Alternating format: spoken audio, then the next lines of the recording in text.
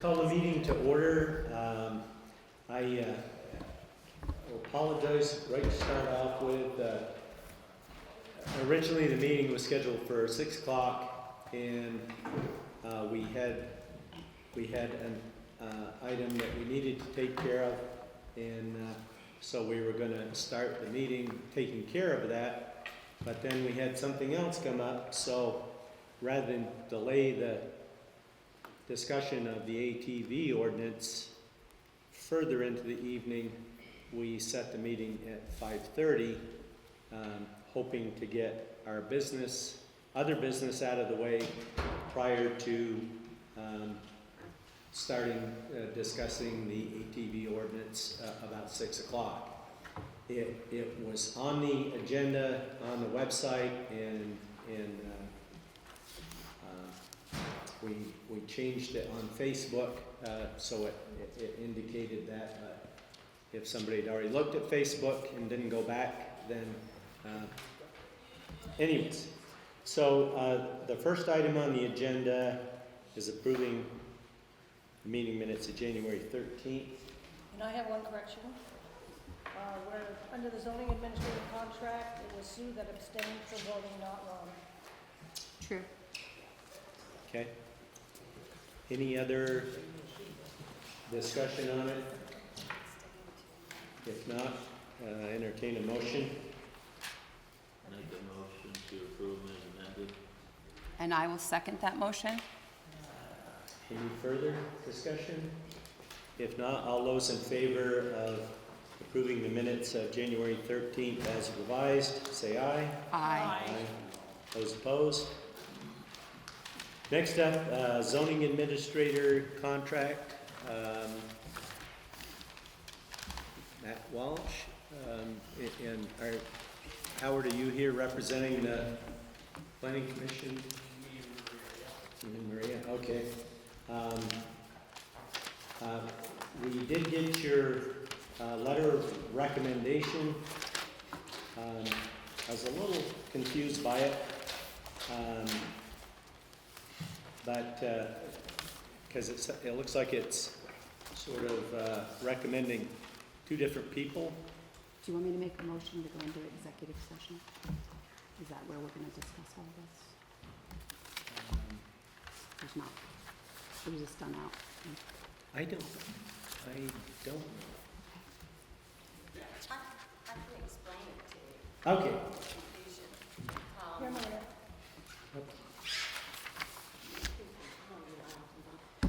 And what do you do, push the button whenever you turn it on? Did you say, Sue, you push it down and hold it? It's supposed to turn both of them on from the one. Oh, yeah, that- it is working. The confusion in the letter is that we recommend Matt Walsh. We were unsure if Chris Brimmer still had any interest at all. He's been pretty clear that the town has outgrown him. So, as I understood it, the practice was to recommend our new candidate and offer you the opportunity to not make a change. Okay. All right. I know at the last meeting there were some questions, and I think, Matt, that you kind of answered them, but I think, Sue, was it you that had questions about? Contract versus town employee. This is a contract service. Where's Matt? Who am I looking? Hi, Matt. How's it going? Good. So we have a contract. It's a 3-year agreement for zoning administrator. I changed the dates to be February 1st, 2025 through January 31st, 2028, because a Vermont state statute requires a 3-year appointment of a zoning administrator.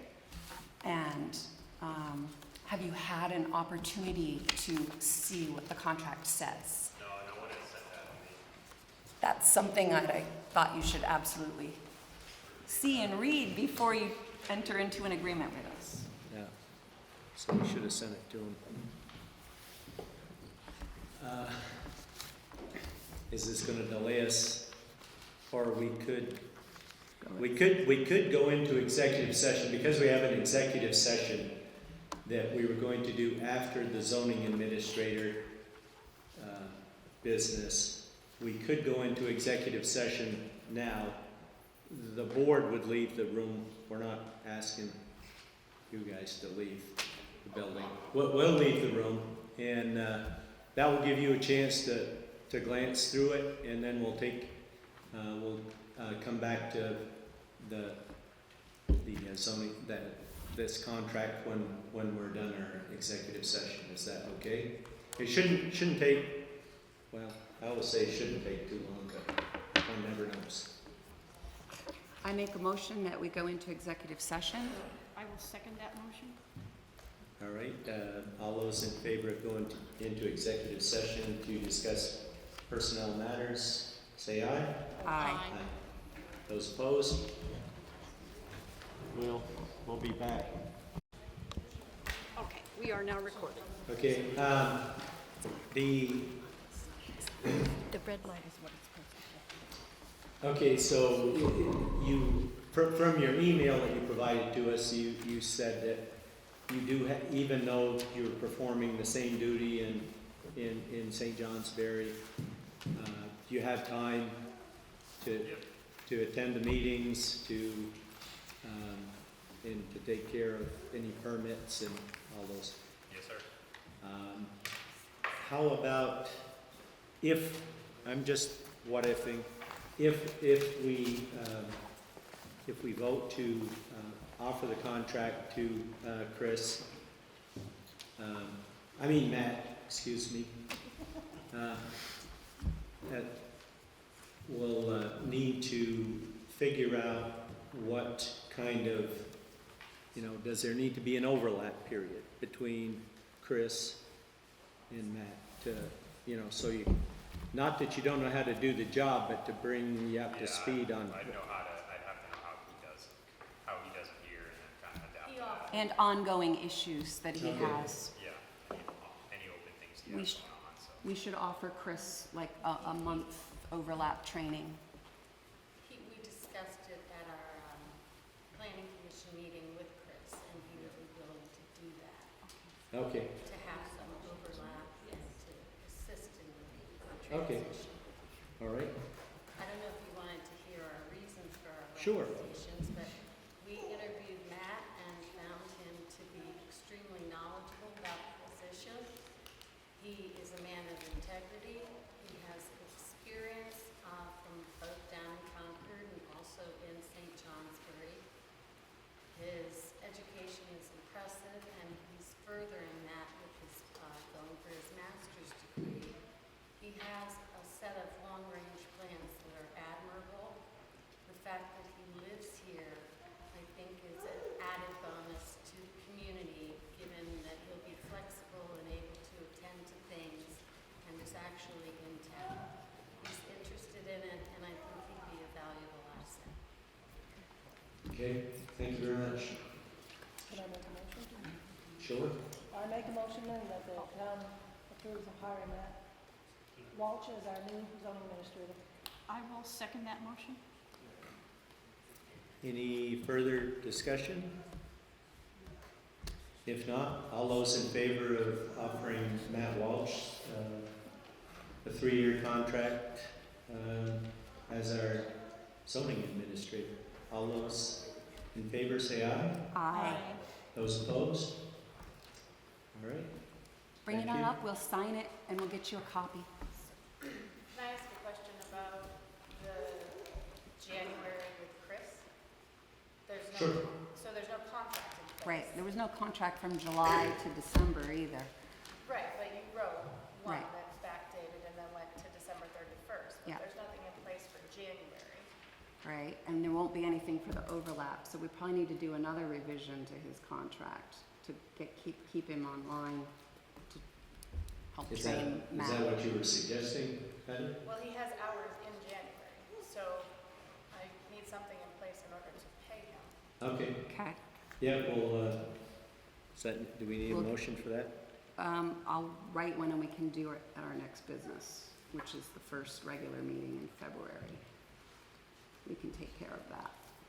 It's not on the agenda tonight. Oh, yeah. Well, So I have a question, I'm Kimberly, I'm on the paper. okay. Will the select board member let Chris know, will you contact him? Or is that something the planning board should be doing, or what? I just think it's fair, somebody should let him know that his contract is not. I Yep. think that would be a select board member. Yep, And yeah. it should be done tonight, or tomorrow.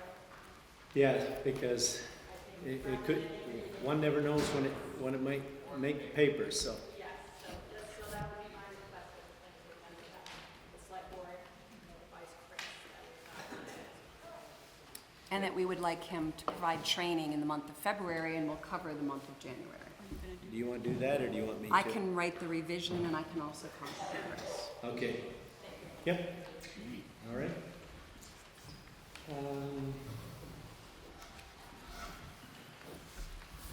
So we're all set to move on to the ATV ordinance, correct? Yes. Yeah, okay,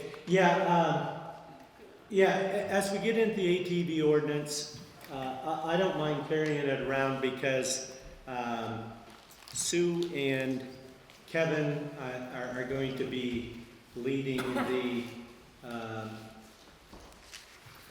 are the leads on the discussion, and so I can carry it around to whoever wants to speak. Yeah, good point. I mean, we've got the extra mic up here, so I'll get it around to people. So, take it away. Do you want me to just, Yes. Do you want to sign this? Yep. Him first? Oh, yep. and then we're gonna keep it and make a Okay. copy and give you a copy. It's you and Matt. You handwrite it there, sign it there, and you sign it. It's already got the date. Just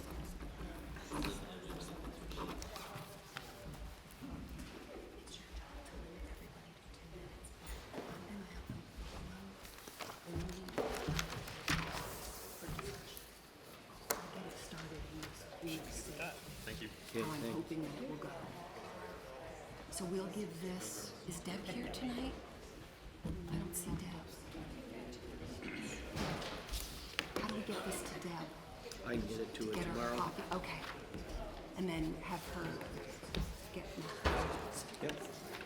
Okay, as we move into the ATV discussion, I know it's it's something that obviously you all feel is important, and there are going to be opinions on both sides of the issue. We're going to try to follow the public participation policy that we passed partway through this year to limit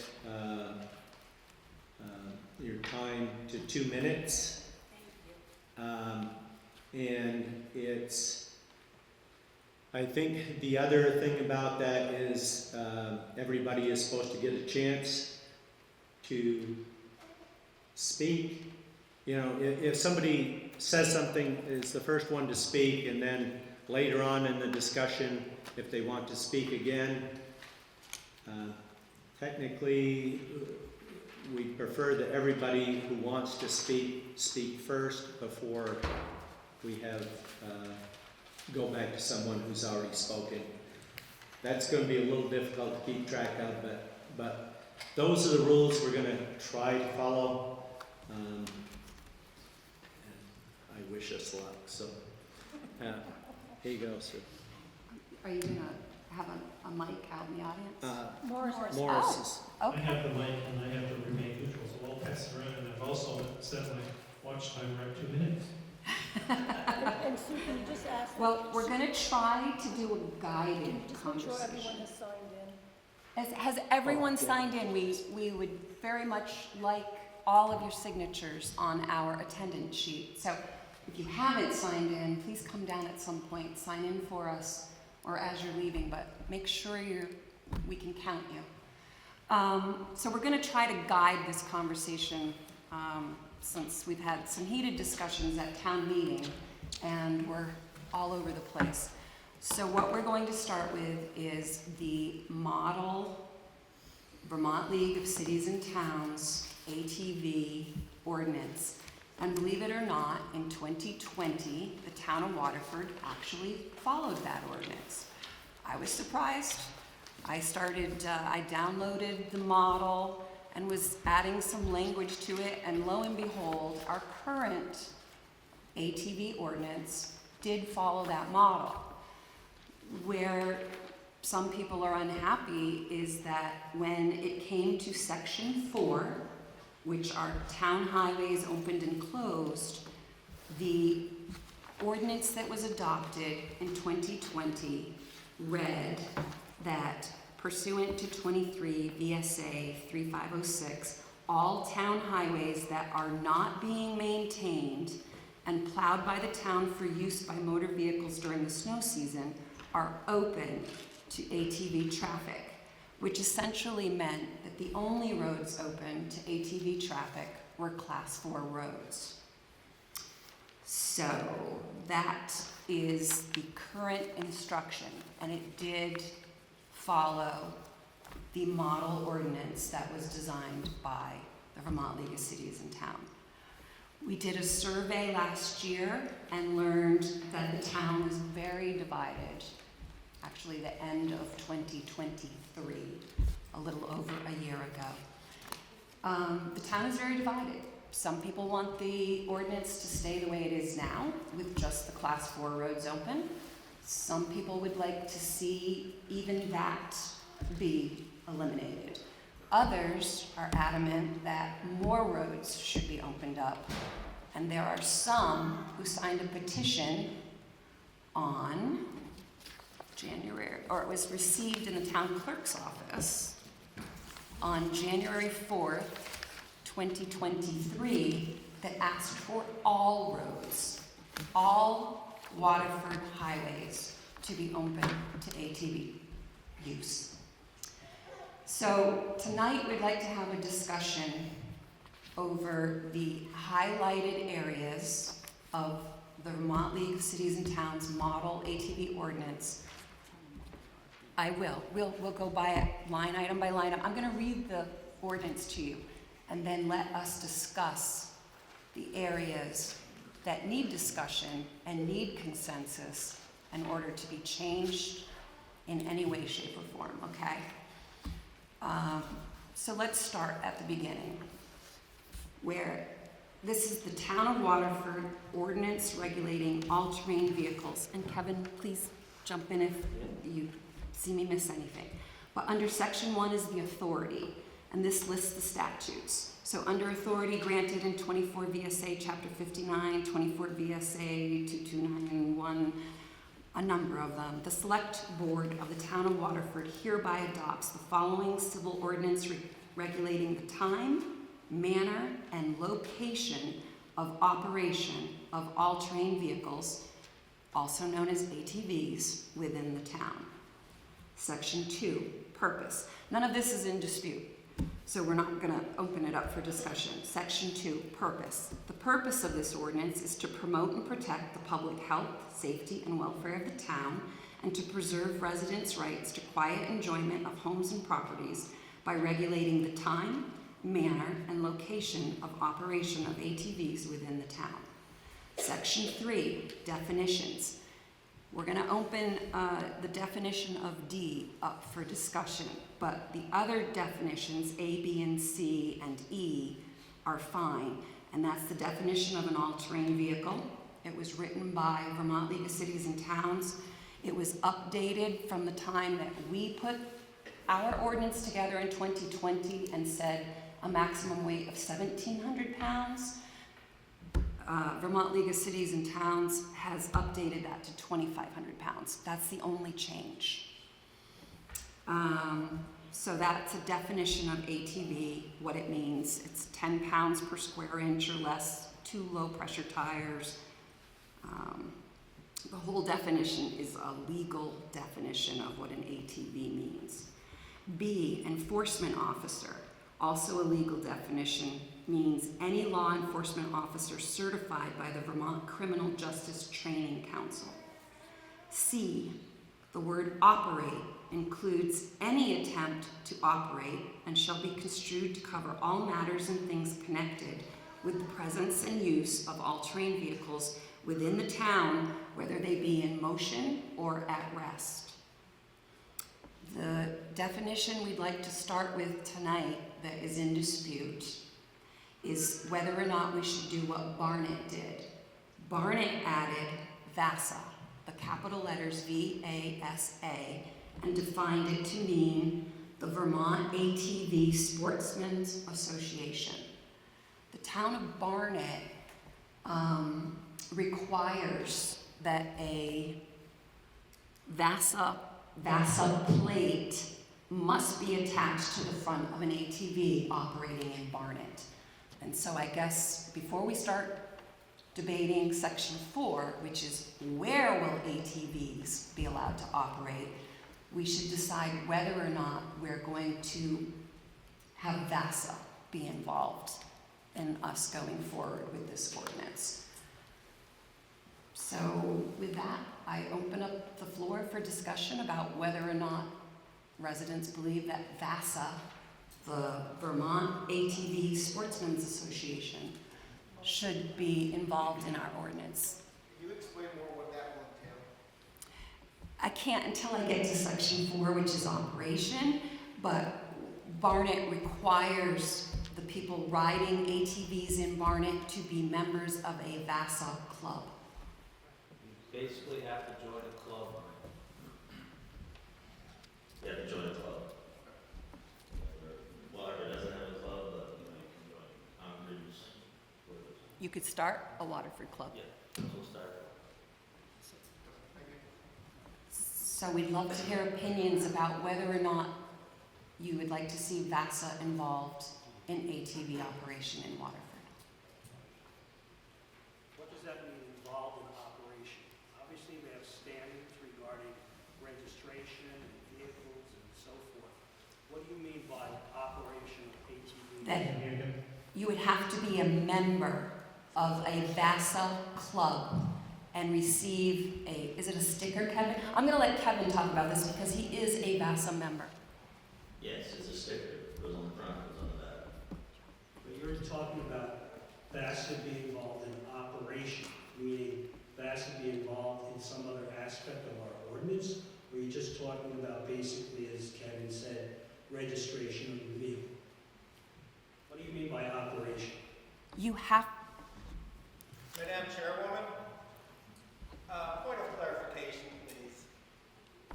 You've put the question in front of the members here tonight, whether we should include VASA in the operation of a ATV ordinance. Has the ordinance already been passed by the select board? Is this a No. point now? no, we So have now a this is the current, first point. we have a current ordinance that allows ATV use only on class 4 roads. We are discussing the possibility of revising that ordinance to include other areas of operation and times and manner of operation. Thank you. So back to the VASA question. This ordinance, if we put the definition of VASA in it, it's for the purpose of later saying that you must be a member of a VASA club in order to get a sticker, in order to put it on your ATV, in order to operate it on any of the selected Waterford highways. Thank you for the clarification, because you didn't go into that detail just before. You just mentioned operation.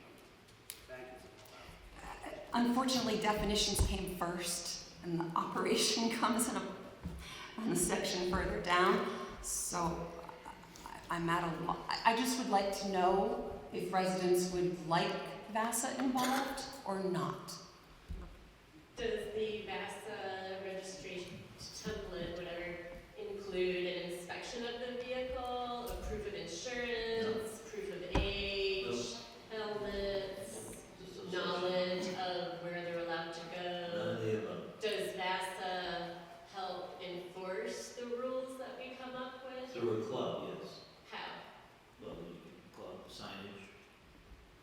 I did hear Do they they provide What do signage. they do to people who break the rules? Aren't houses required? This is my time for my question. Don't know the answer to your question. So, I mean, do they get kicked out if they're found to have gone I through don't my know fence personally again? anybody getting kicked out. Okay, so it's just, I'm one of the law-abiding ones. I know, and the law-abiding ones are not the problem, as always. But, you know, enforcing anything that we come up with is gonna be a huge part of what Waterford has to deal with. So I'm asking if this involvement of VASA will help us have someone to enforce, because we don't have anyone to enforce stuff as it is.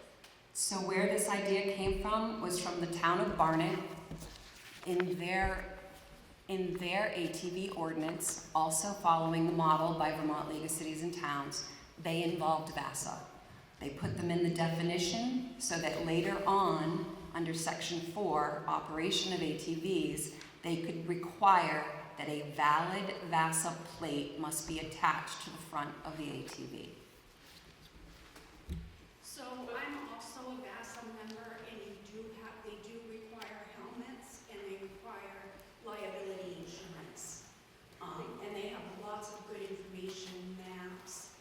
So I feel it would be beneficial for people to have a VASA membership. I also reached out to VASA, and I reached out to the Top of the World Club in Concord to see if they would, I reached out to VASA to see if another club could take on maintenance of trails in another town, and they can. So I reached out to the president of the Concord Club, but they do not have enough volunteers currently to take on any more miles. I also am a member of VAST, and the Waterford Club did take on some of Barnett's trails to get us out of town at one point, and VAST allowed that as well. But the VAST model is very similar to the VAST model for snowmobiles. And I talked at length about a club, but it doesn't make any sense to have a local club if you can't get anywhere.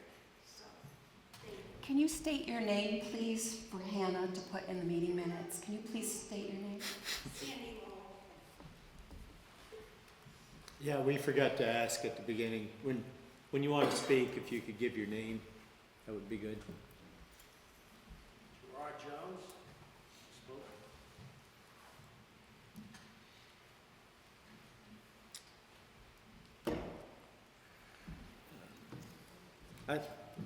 I'd like, I'm not as, haven't studied this as much as some of my fellow members, but if we didn't put VASA in the ordinance, to drive on whatever town roads might be open, whether it's class 4 or whatever, I assume that the ATV still has to be registered, and are you required to have, required to have insurance too?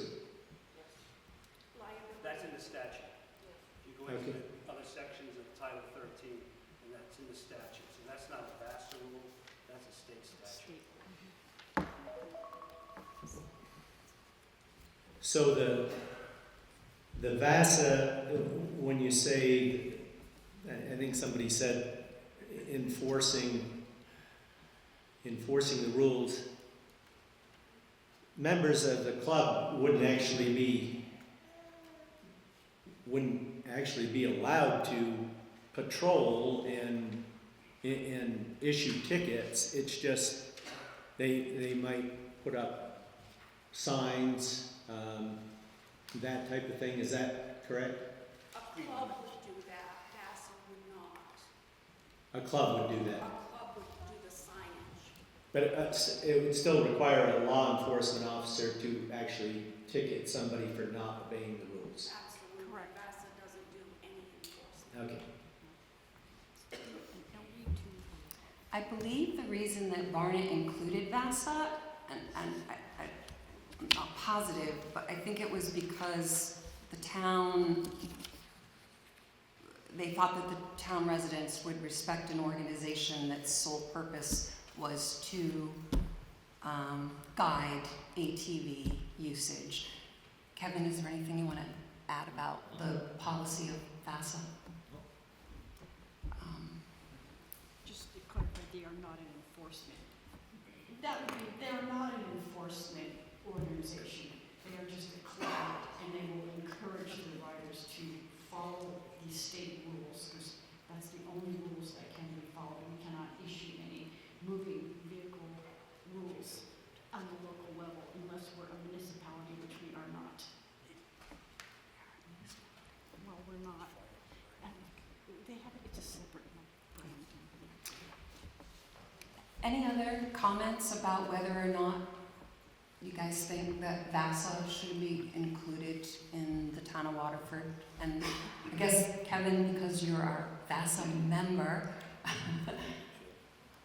please share that. I think it should be, yeah. It's a good organization like BAS. Sue? Yes. Yeah, Dave Morrison, I'll try to use my ex-moderator voice, Morrison. That's good. Roberta started on the enforcement aspect of this. That's our weakness right now. is- That's another section, Dave, if we can hold off on that and just talk about VASA at this point, please. To enforce the VASA is gonna be just as difficult as enforcing the misbehaviors that is causing the issues about it. Thank you. But I think there is a belief that when you're willing to put your money on the line to pay the dues to a membership, to an organization that's sole goal is to increase and improve the ridership of ATVs, I think there's a benefit to the town to have people who are fully committed being the ones that are allowed to do the riding. Well, definitely, it's the ones that won't join it that are still gonna be out here creating havoc. But presumably, there will be fines for not operating in accordance with the ordinance, which will state, if we include VASA, that they will need the sticker on their ATV. I think what you're trying to say, and we're going to get to that later, is the whole issue of enforcement or lack thereof of enforcement. So let's wait till we get to that section. Do I have anyone adamantly opposed to having VASA involved, and anyone who is a strong proponent of ATV riding that does not want to join VASA? Hi, Tim Yarrow from Lower Waterford Road. Until it's more clear the role that VASA would have and the enforcement mechanisms around the whole question, I would strongly object to any inclusion of VASA at this point in time.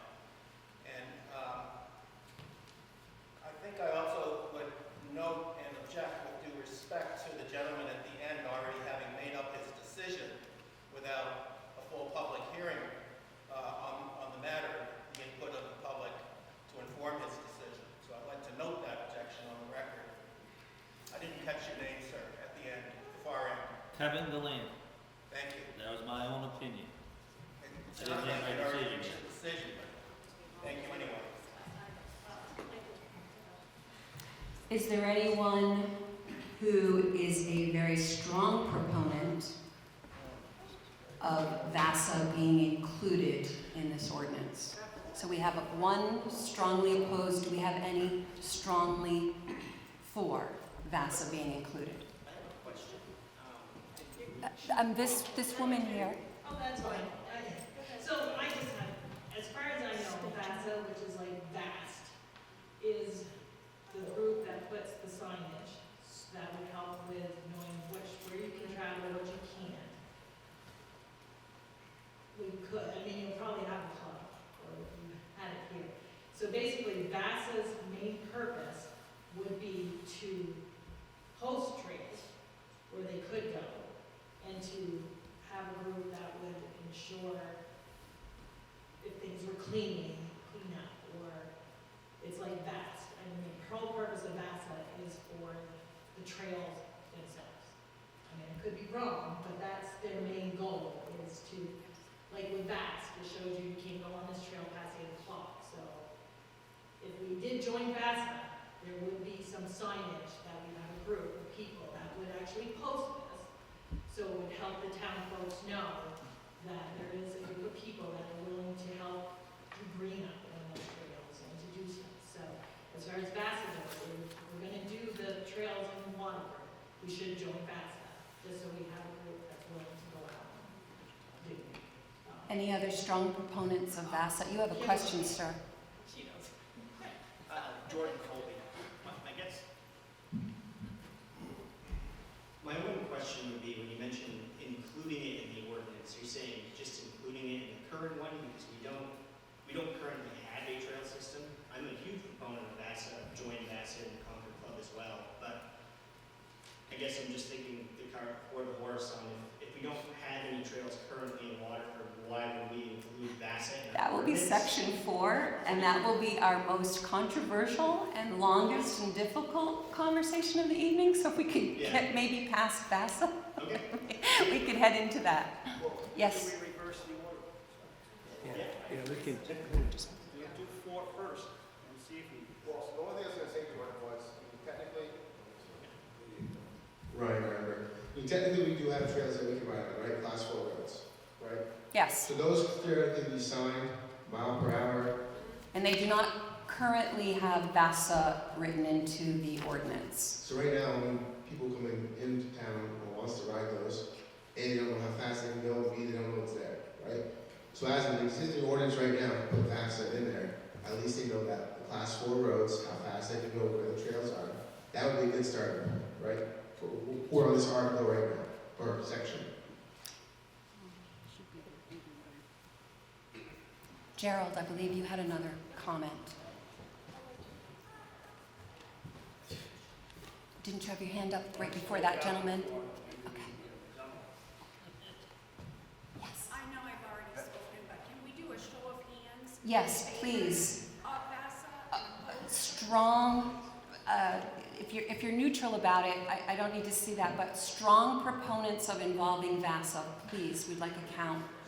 1, 2, 3, 4, 5, 6, 7, 8, 9, 10, 11, 12, 13, 14, 15, 16. This is where we need Morris County. 17, 18, 19.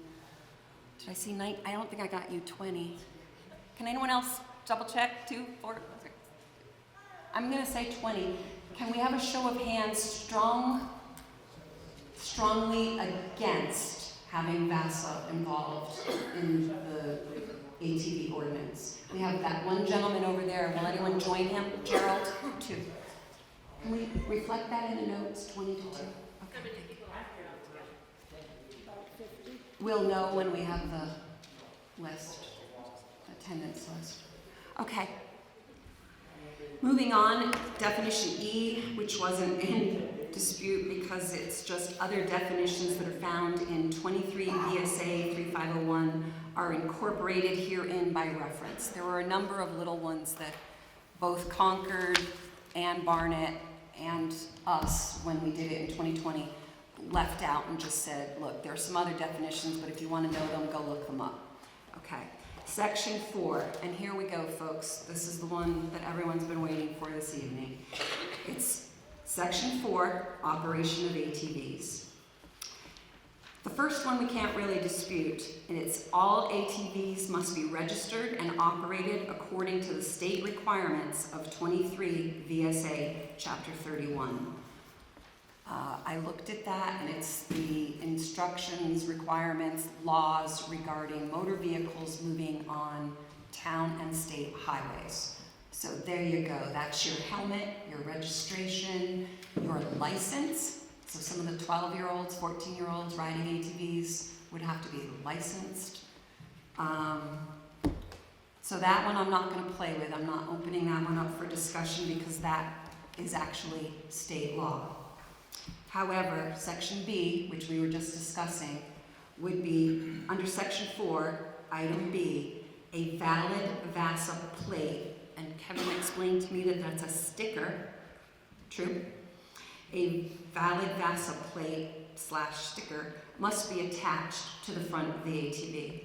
So if we've agreed or will agree that we're going to involve VASA, now we have to talk about whether or not only VASA club members will be allowed to ride in the town of Waterford on the Class 4 roads that are currently in the ordinance and any others that we talk about opening up.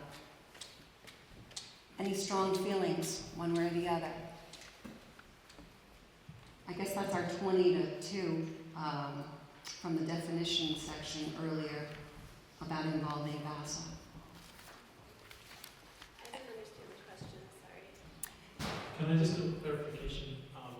When you're, Morris, Oh, when you're talking about involving, you're really talking about being a member, requiring them to be a member. just being a member. Not involving, But we would requiring. get the advantage of having signage.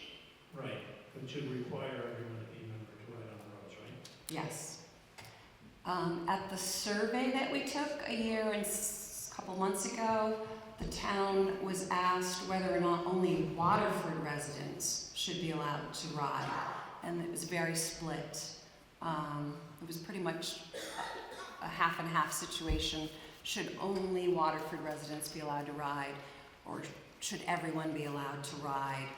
And that survey did not give us any definitive answers. However, this one would be open to any VASA member. So it wouldn't just be a Waterford club, because Kevin, a Waterford resident, is able to ride in Concord as a Concord VASA member. So all we're saying is that you would be a VASA member, VASA club member, and have a valid sticker on your ATV in order to ride. So that doesn't mean you have to be a Waterford resident. So the question you're presenting right now is, are we willing to open up our roads to any VASA member, which is anybody who pays $40 to buy a VASA sticker, whether they're in our town, Concord, Barnet, Yes.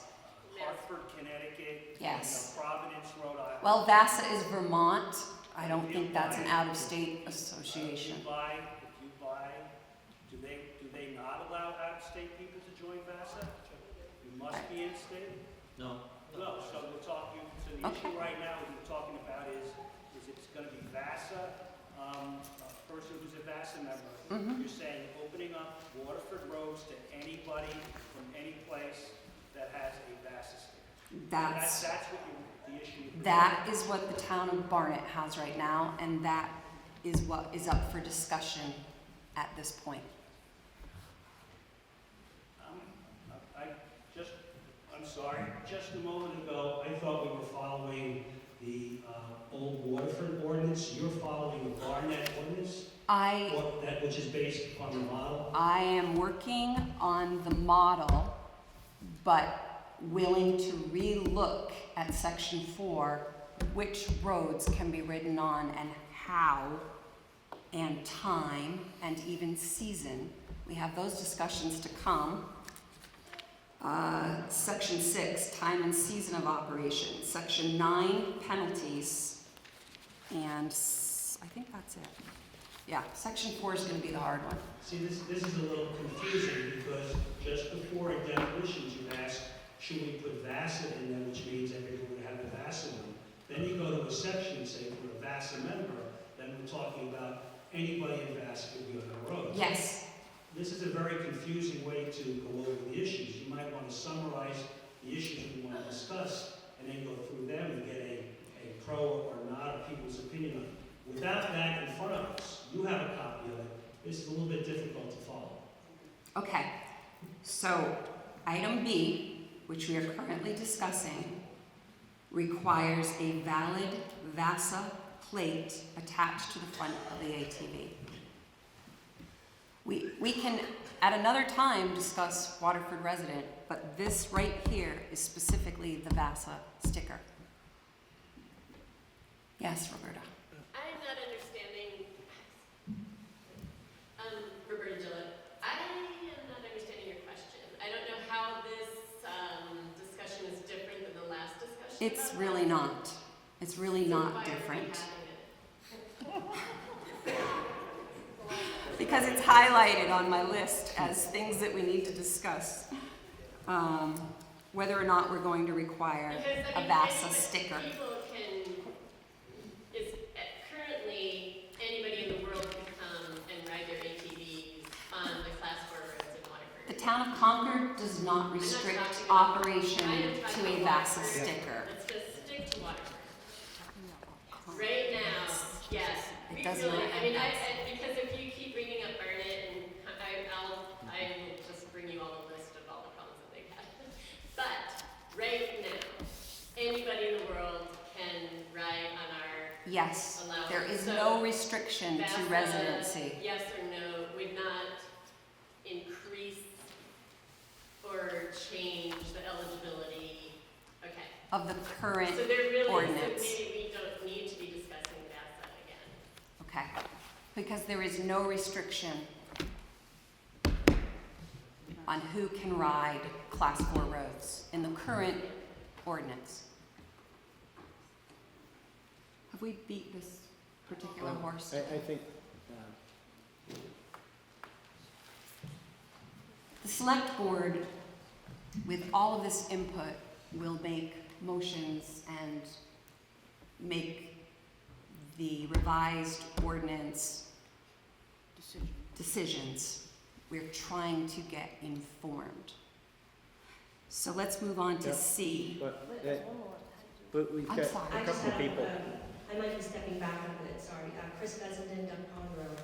I was wondering if we know if VASA is affiliated with VAST. Negative. Okay, and I'm asking that because in New Hampshire, not that it matters, but the trail maintenance for the snowmobiles was affiliated with the some of the clubs for the four-wheelers, so they interchanged so that some of the snowmobile trails could then be ridden by four-wheelers. Not all of them, but I just thought that might be handy to know.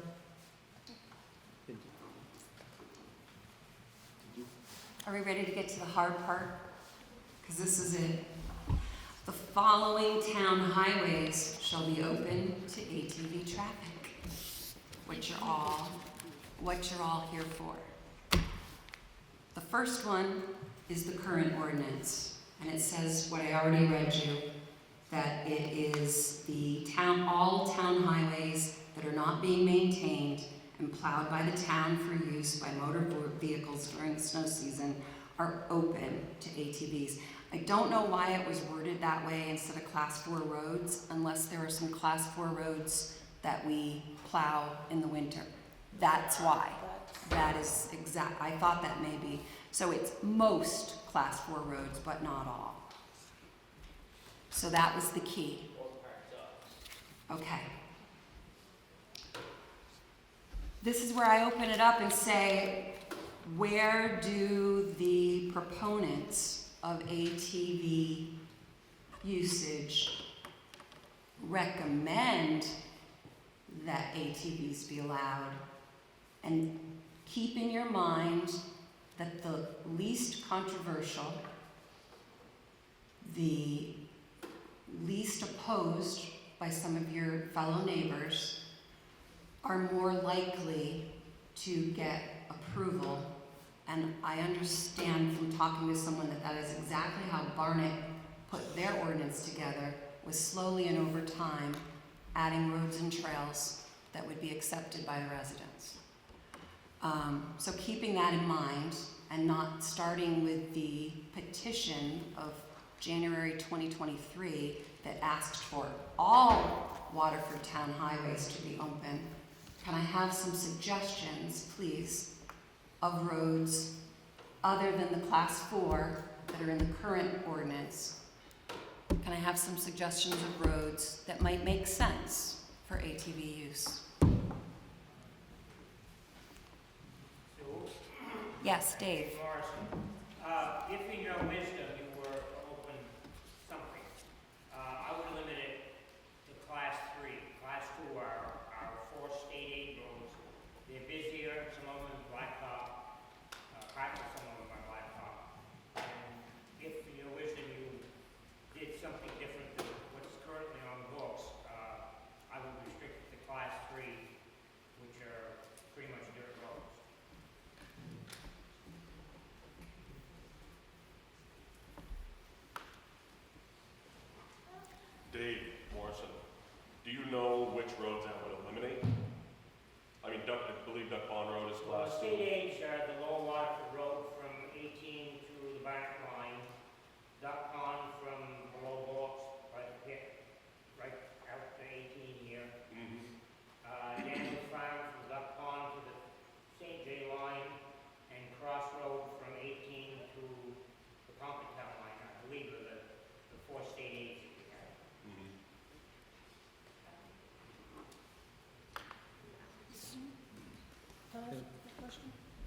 So what happens if you're riding on these roads on your ATV and you come up on a road that's, you can't ride on it, what do? Turn around? Yes. Okay, I was just wondering. Thank you. This gentleman at the top? Or was- He's got the, Oh, I'm sorry, sir. I'll get you next. Okay, my name is Stephen Daniels, I live on Old County Road, and my question is... North or south, sir? What's that? North or south? South. Thank you. My question is, if you don't have an open highway to get around, I have class 4 roads around me, but I couldn't get to them, to drive on them if I can't go on a class 3 road. So it's of no use to me. Which is why I'm asking for some suggestions. So Old County Roads south.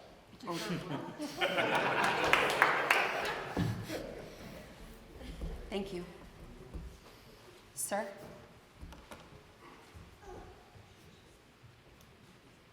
Adam Arbor, I live on Bremont Road. I have to go off Mr. Morrison's suggestion of class 3. I think if class 3 was to be adopted, that the ordinance, the ATV ordinance, listing class 3 should be broken down like our speed ordinance is currently, and each road that is open as class 3 would each specifically have a speed limit next to it, what these ATVs are allowed to go, as well as the time frame they're allowed to operate on the roads.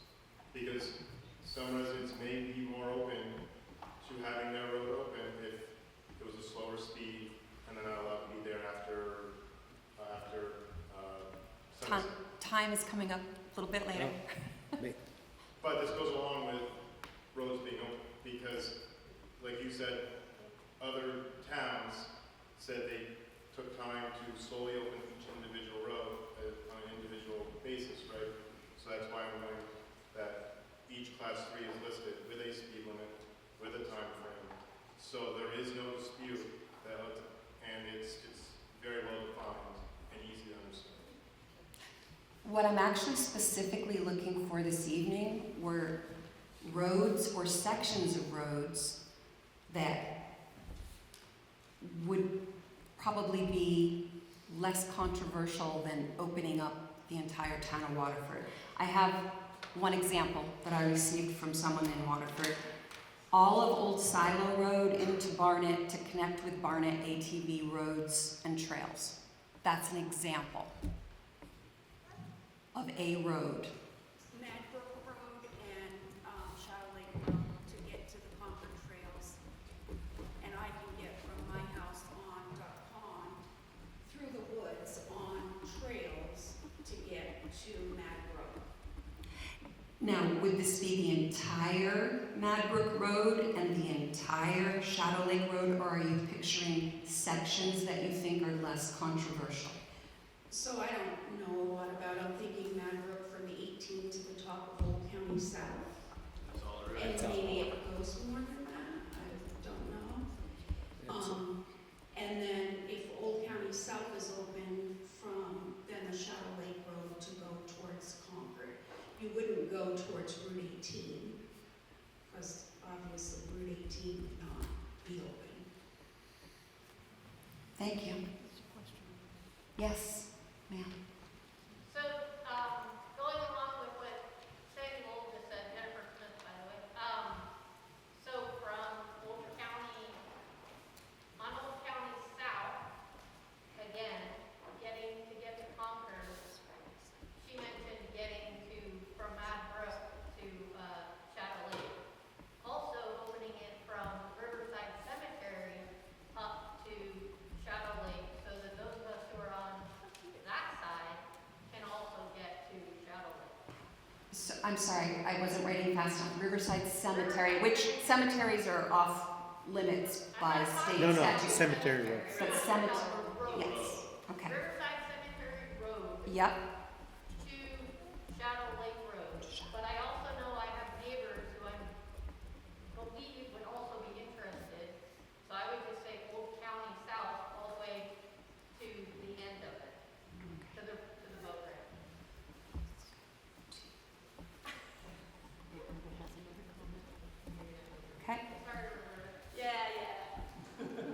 That's not necessary because there's already the power line on that area that people already travel frequently. So having those roads open is redundant because you can already access the power line from at the Riverside Cemetery. They also cut from there up to Shadow Lake Road through the woods, I don't know. And then can get over, they cross 18 up Moore Dam Road, I think it's called, right? Over 18 toward Aldrich's house and get to the other sections of Waterford that way. But opening the roads below Shadow Lake are unnecessary because people can already access anything that they would access from those roads from Shadow Lake and the power line. That's already the highest traffic area and problematic. Property owners. I got one road. High Ridge Road, all the way to Concord. You'll never get there. The man that owns that property I know, will I shoot live, you. I live there. But we can at least have it open. I thought Steve. Steve has it. Steve. Yeah, if the Shadow Lake road was open, you wouldn't have to write telephones. And it would be, well, a little easier to get from point A to point B and a little shorter time frame. If you're looking for easy, If it was going long distance, that is. Sir, and then Jennifer. Sir? So I'd like to suggest Remick Road, and the portion of Kid Road that connects to Remick Road that is plowed.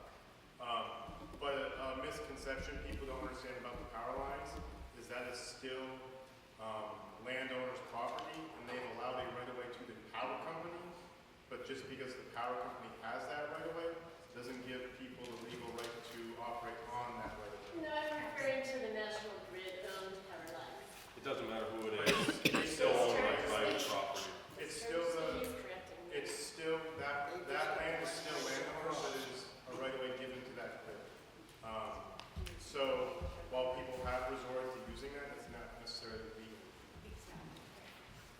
Jennifer? I'm just gonna second what Adam just said, which is the power lines are technically actually closed. If you talk to National Grid, they have not opened that to ATV use. They have opened it to snowmobile use. William? Thank you, Will Jones.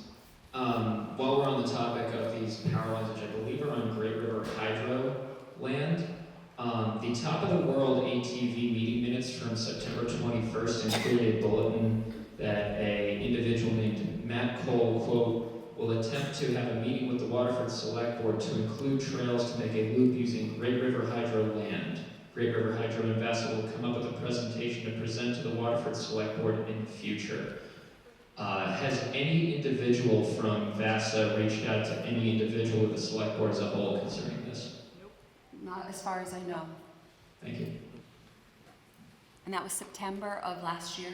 Yes, September 21st and 24th. No, maybe they weren't able to get Great River Hydro permission because they never approached the select board. Matthew Cole is the community relations guy from Great River Hydro, just so you know. Yeah, I've met him. Okay, just wanted to clarify who he was. Sue? Yes. Yeah, Dave Morrison. Oh, Mention of Mad Brook, I don't know if this would be a technical point to check out, but you've got the interstate there, the snowmobilers have to go through that to get up Mad Brook. It's part of their trail system, but that might also be an issue with you and the four-wheelers going through those underpasses there, being part of the interstate system. But it's blacktop there, I don't know if we're gonna keep people away from blacktop, four-wheelers or not.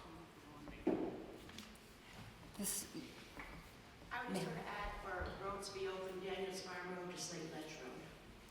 Daniel's Farm to Slate Ridge.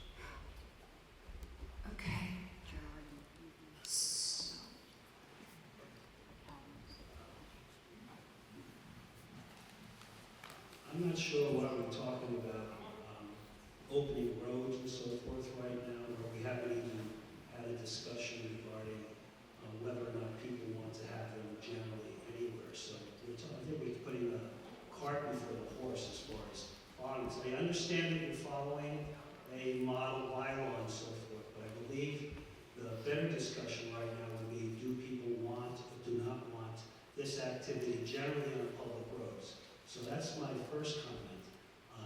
The survey answered that question for us in November of 2023. They answered it quite strongly. You know, it was by a margin of over 60% to 37 or 9% of people who do not want ATVs on public roads. We can't not allow them on class 4 roads and trails because the statute says you cannot restrict it from that.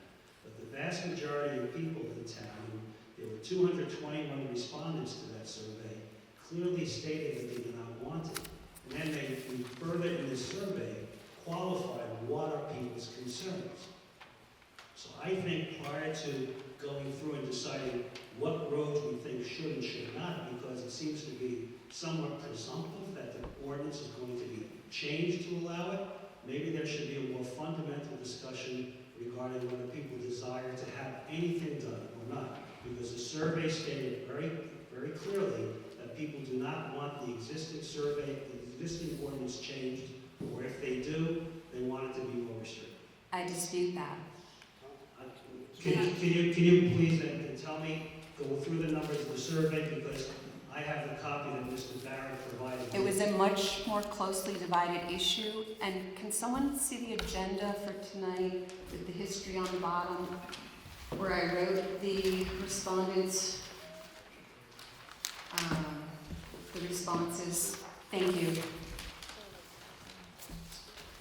Out of 221 survey responses, nearly half, but not half, did not want the current ATV ordinance to be revised. 107 people did not want the current ordinance to be revised. Tiny bit less than half. Of the 114 that wanted a revision to the ordinance, 28 wanted the ordinance to be more restrictive, while 82 wanted the ordinance to be less restrictive. Four did not give an answer. Correct. So How did you know that? Because I remember the survey, and I don't know how you know that of those that said they wanted revision. I had the surveys and I had the computer data that showed me the responses. But the question wasn't like, if you want change, is this why? They were 4 separate questions. Right, but they weren't attached. The very first one was, do you want to revise it or not? I'm just saying, I think that you are extrapolating No, information that this- wasn't in the survey. This is information that was in the survey. I did not extrapolate anything. Yes, sir, right behind Roberta. I'm Russell Carlson from Woodland Road. Russell Carlson? Russell Carlson from Woodland Road. Thank you. The addition is very clear to me. 107 said that they didn't want it to be changed. 28 said that they wanted it to be more. 21 said they wanted it to be 100 more restrictive. Right. And Right. then the rest But said, what so I'm- 128 to 107. 114 respondents, which is more than 107, wanted it to be changed, with 28 of those wanting it more restrictive. I'm just responding to Jerry's assumption that this was not a close issue. It very much was, with 84 or 82 wanting the ordinance to be opened up, not more restrictive. So You're 82 reading out of it 200. exactly the opposite of the way that I would read it. Yeah, Correct. 82 out of 200. 82 out of 221 said they wanted it. The No. rest said they didn't want it. That's correct. There were a few more people who didn't want it to be. Yes, I wrote this all down in a report. What I'm trying to get to is a very closely divided issue in the town. I disagree, because when you take the numbers you just said, or if everybody had a copy, which was never made available to everybody in town, of the survey results, you would see very plainly where Mr. Barrett has summarized it. And it comes down to 135 people of the 221 either wanted to stay the same and be restrictive, and only 84 wanted less. If you want to put percentages to that, that's 61% do not want to change and be more restrictive, and well less than 40% want to change. That's a margin of 20%. That's not close. That's not a close issue.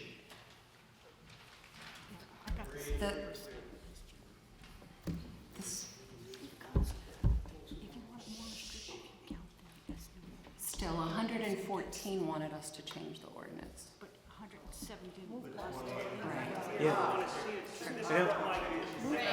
restricted. I don't know why you bring it up, because I found, and maybe I'm slow, but I found the survey to have way too many questions. It was like, it wasn't, I didn't find it very clear, so I kind of discount. Yes and no, this of the statistics where somebody said, I want to change the policy and make it more restrictive.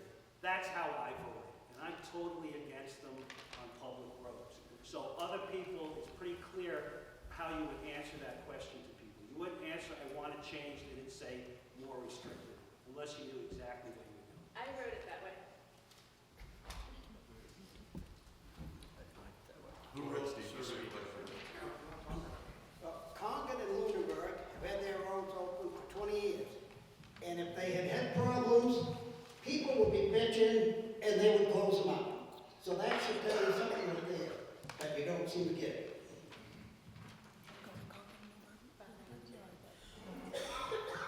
Well,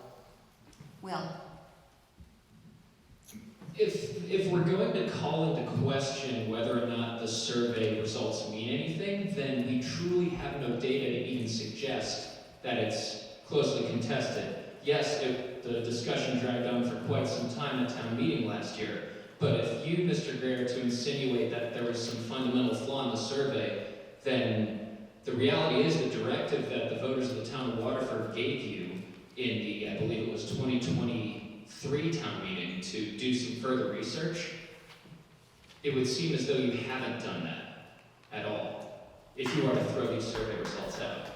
I didn't say to throw them out, I just said that the survey was not clear. So perhaps more study is needed before we come to a conclusion to change the ordinance? Possibly. Thank you.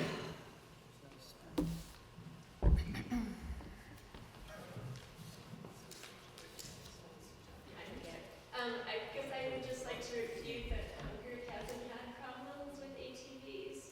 I know people who live there and, have had awful things happen to their property. But also, the ATV club and the Bass Club, if I'm not mistaken, in Concord, Lunenburg, and Kirby have had a lot of damage done to their roads by people from out of their community coming. Right? Am I wrong? I mean, I follow their Facebook page.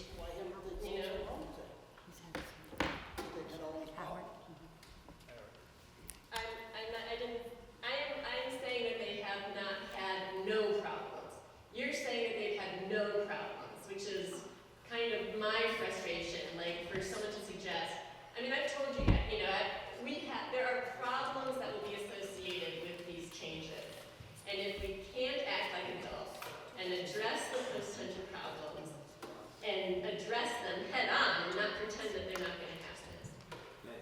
Howard. 2 years ago, Gary Allen and myself went to Barnes ATV meeting at the Selectboard.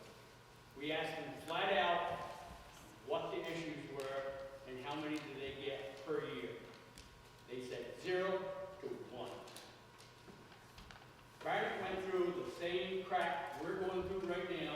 People making all these accusations, whether they're unfounded or not, but they disappeared all of a sudden when they opened up the road, certain parts of the road. So I don't understand how we can take a very select group of people who are very vocal, crying,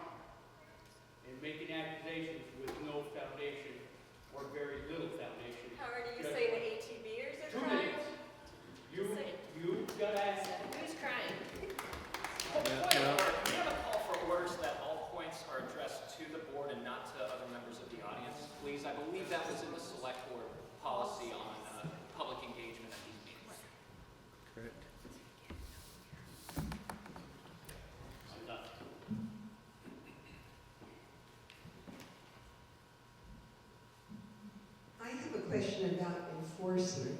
Oh, We're not there yet. We're not there yet. Enforcement is another whole section. Yeah, yeah. Well, my name is Vicki Giello. It doesn't feel right to not be able to, I mean, you're asking for what roads should be open. That's presuming. Suggestions. You're presuming, and that was your first question, you're presuming that that's really create like cart before the horse. I mean, I think that if we have a situation right now where there are not enough law enforcement to create a safe, legal, well-enforced oversight of this situation, and we've been told that it's even hard for Waterford to maintain the law enforcement that they have right now, and if we open this up, we're opening it up to a situation that we can't enforce, we can't oversee. We have no idea if these people are licensed or registered or have lights or their ages or helmets. I mean, it's a free-for-all. So I think you have to look at how you're going to manage a situation if you're going to open it up, given that there doesn't appear to be much management of the situation as it is, and I've heard that there are quite a few complaints about the situation as it is right now. So I'm very concerned about just it's like taking away requirements for cars. Just letting people drive because you don't have anybody overseeing it. We haven't heard from this woman over here. Can we go to her first, please? Because we should have everyone have an opportunity. Thank you. Good evening. Thanks for hosting the meeting. I'm Elizabeth Walters from Chamberlain Lane. I looked at the survey results and agree with the math that was done here. 60% of the voters said either keep the current standards or make them more restrictive. Pardon me. And more than 10% of the total respondents actually explicitly asked you to make them more restrictive. I also agree that all due respect, there's a bit of a process issue. There is a presumption when you open the discussion with please tell us what suggestions for roads might be opened up, because that's how Barnet did it. That's how Barnet got roads opened up. It sort of sets a tone that says, this is where the board wants to go. This board is very divided. It's actually a neutral board. We have adamantly opposed, adamantly for, softly against, and neutral. So we are a very even board. That's great to know. The audience wouldn't know that, given the way the discussion was opened. I just want the board to be aware of that from a The select board has to make the decision. Therefore, we're allowing the discussion to take place, and then it's entirely upon the select board to decide what to do, how much to do, whether or not to do it, whether to revise or not revise. So work only begins for us after we receive input.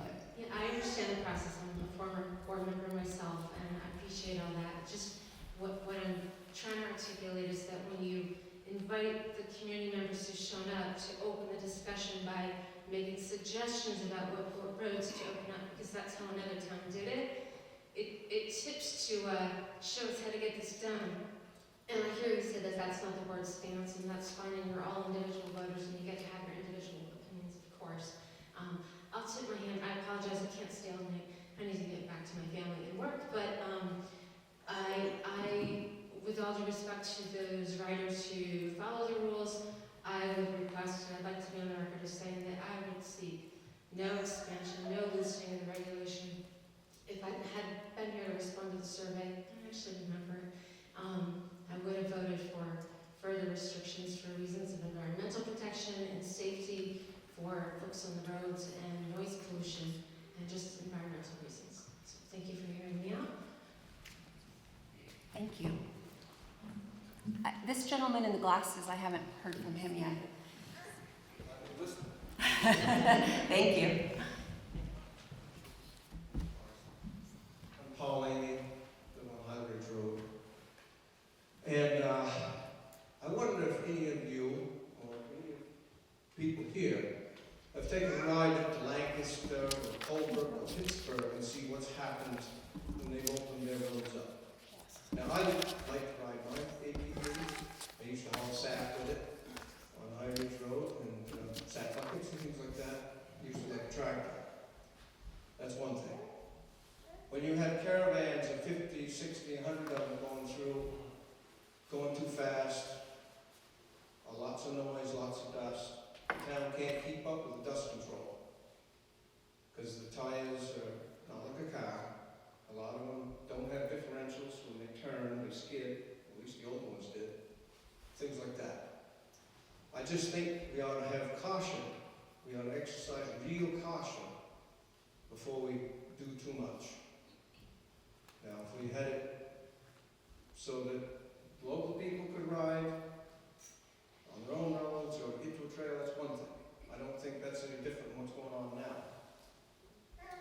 But to have the whole world going through here, I think I'm going to sadly regret it. Thank you. Thank you.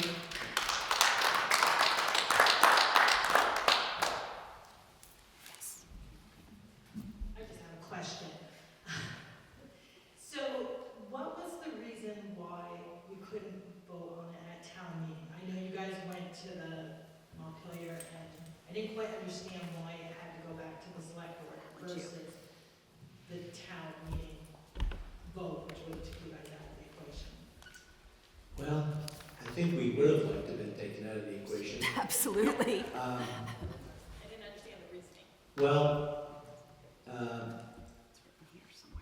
State law.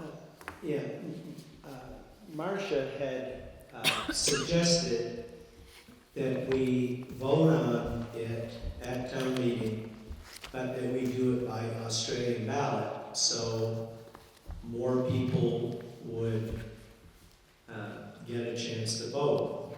Well, technically anybody can come to town meeting, but you're likely to get more voters if you allow it all day. So we thought we'd have a better representation of what the voters wanted. And then it was brought to, and we were going to go ahead with that, and it was brought to, it was questioned whether the select board could decide to go to Australian ballot. And that is what, so I went to the Vermont League of Cities and Towns and asked if we could do that. And they said the only way to do that would be if at town meeting or a special meeting, if the voters just voted on giving the authority to vote on it by Australian ballot. You have to give permission. And it was pointed out, much to my embarrassment, that when I was on the school board many years ago, that is how the school budget came to be voted on by Australian ballot, because we had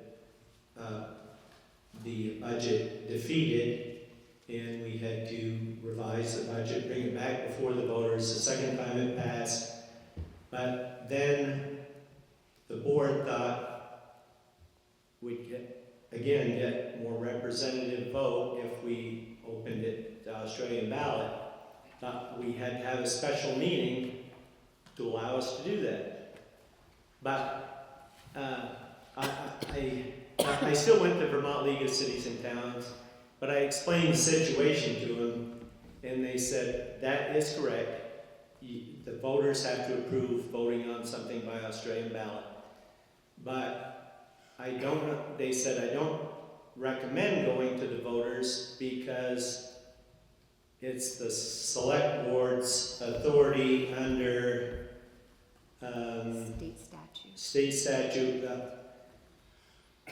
The highway has been open to ATV travel by the legislative body of the municipality where the town highway is located, or for state highways, the Secretary of Transportation. So it was up to the select board to decide that. They said you could put it out for a vote,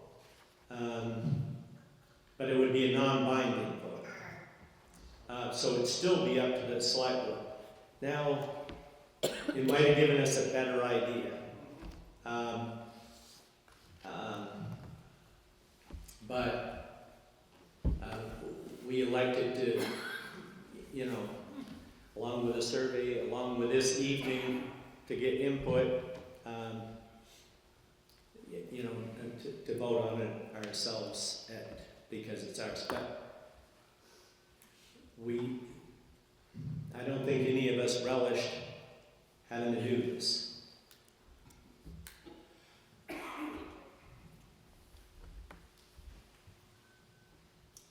late to change.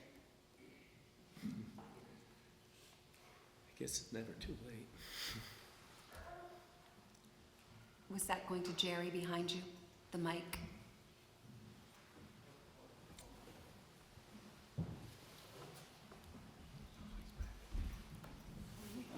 I'm Jerry Jones. I participated in this committee, official committee created by the select board a year and a half ago. And here in the room is Jennifer is here. Jennifer was on that committee. I'm not sure if anybody else in the audience was on it, but there were 12 citizens that volunteered trying to be able to get both sides of the issue, pros and cons, and this and that. And the two select board members were Sue and Mike Barrett at the time. We came up with a survey. I did the first draft, but we had long discussions about it. We modified it. We wanted to get some very clear opinion, and then we wanted to get some qualifying information. At the next, the results came out. There was turmoil on the board, whatever. But unlike what the Planning Commission did, which they also did a survey at the same time that the town paid for, a mailing, and I'm not sure what cost went into the website part. They published their results, all of their results. And yet, regarding this survey, nothing was published. It was mentioned at a follow-up select board meeting if you were there, and you could have gotten a copy, but it was not published. And I went to the next town meeting, and many people were upset. Everybody was expecting, where's the information? We left the previous year, the board was going to get information, they were going to reach out, where was the information? The raw data has not been presented to the citizens of the town. I have a copy, here it is. I got it directly from Mike Barrett because I was on the committee, and after the results came out, I asked for it. There's a ton of data here. Besides do we want to change it or not, which is clearly in favor of not changing it, making it more restrictive. There were 6 pros and cons that everybody was asked to give their opinions about. Qualifying things. It's like, why are you making that decision for the 4 questions up above? So there were 6 of them, okay? And, you don't have to be a statistician to understand this. Everybody fills out surveys. But on a qualifying basis, the issues that were of concern to people where they did not want to change the ordinance or where they wanted to make it more restricted far outweighed, as far as people's concerns, anything that anybody could propose to say, this is a pro for changing it. It's that much. This information that I have, everybody in this room should have. They should have had it a year and a half ago. You still don't have it. I think this discussion around this issue should grow from this survey. Everybody should get it. And then you should start to have some conversations. Talking about what people's opinions on what roads should be opened and not and so forth. You've got a lot of information here that's telling you that generally, as a previous person spoke, people don't want this. The most people, it's not even close. So I think it's futile. I think it's futile to go about this in the process that you're doing it, looking at another town's ordinance, saying, would we adopt that provision or not? when the vast majority of people in town, we're all not here tonight, but like 221 people were in a town meeting, maybe you get 125 people voting, maybe 130 people voting. You had more response to this survey than nearly any public response to anything in the town since I can remember. So I would go back to, we should be talking about the results of the survey and then making a decision, should we be looking at changing the ordinance, as opposed to, if we're going to change the ordinance, how should we change it? Because the survey says you shouldn't be changing it. So. Thank you. Sorry I'm going on and on, but we put a lot of work into this. There's a lot of data here, and it's like it's been swept under the rug.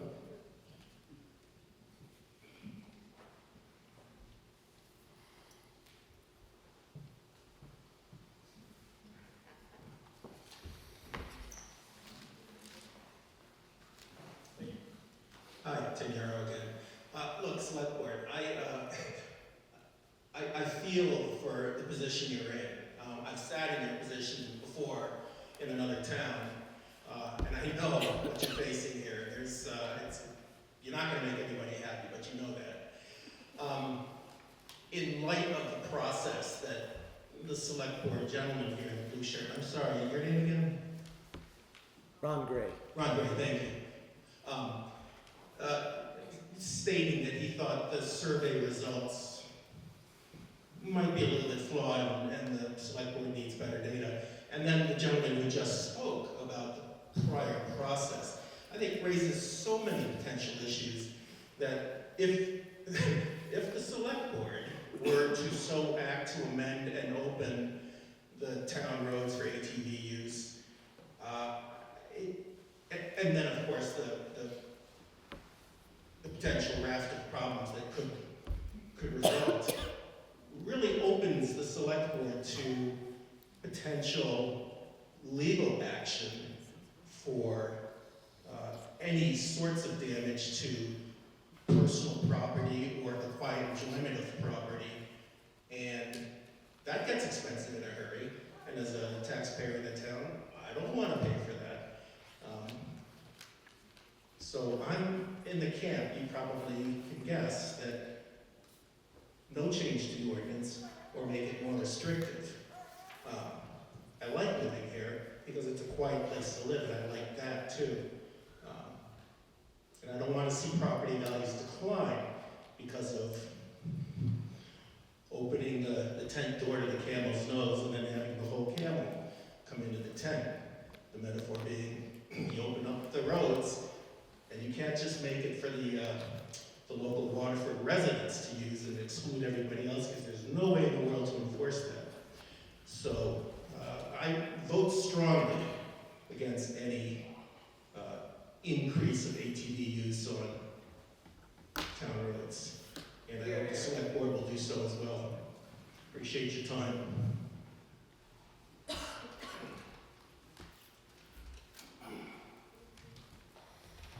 One last time from Will.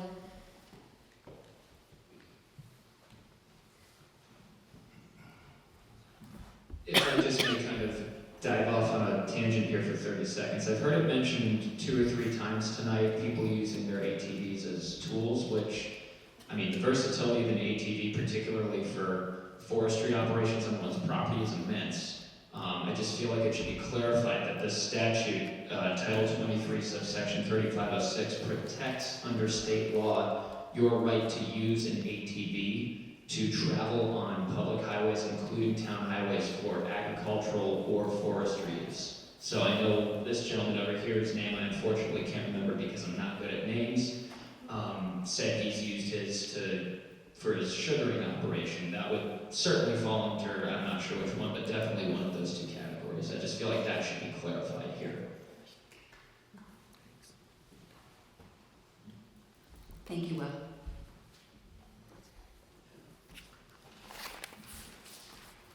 It occurs to me that maybe there should, because you wanted to open this up to more people in the town, maybe you should ask for permission to have an Australian ballot.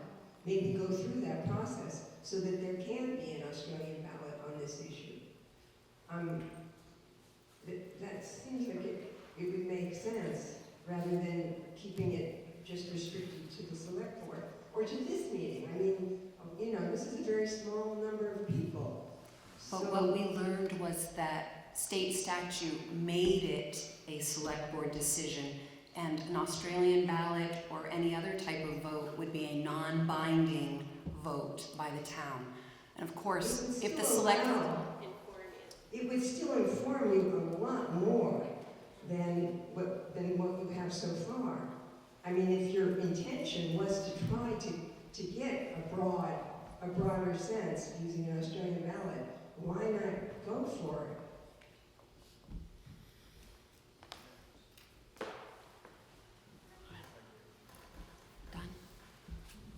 I have a question about the Australian ballot.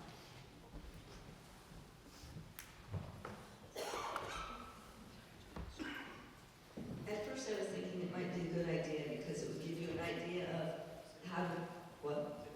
Oh, eating number, sorry. At first I was thinking it would be a good idea because it would help you with your decision on how to vote, but then I'm thinking that most people are going to think that, because you were saying it's not, most people might be thinking that if more people wanted it to be restricted and not restricted, and you voted the opposite, that might, it went through the opposite because you voted differently, that might be confusing to people, so maybe an Australian ballot would make sense. Does that make sense what I just said though?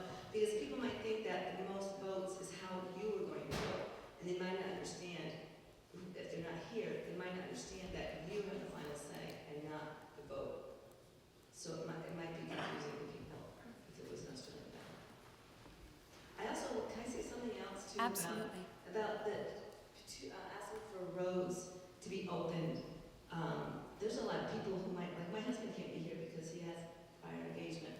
So it's like, there's a lot of people that can be here. And if you're, I almost like what Dave Morrison suggested because it's broad and because there might be people who would want their roads or certain roads open that people have been standing here, but they're not here to tell you, so how will they ever get the information to you?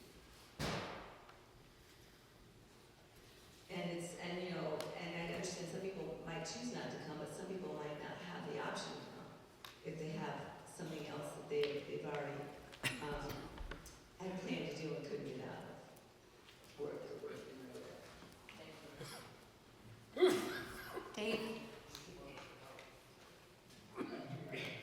Dave Morris, Library Road. To complicate Morris's life, March 4th, the very last article before adjournment of every town warning is to transact any other business, any other non-binding business necessary and proper that may become before said meeting. So at the last select board meeting, I had suggested to you and to Morris that might be an opportunity for whoever is at that evening meeting on the 4th to bring that up. It would be non-binding.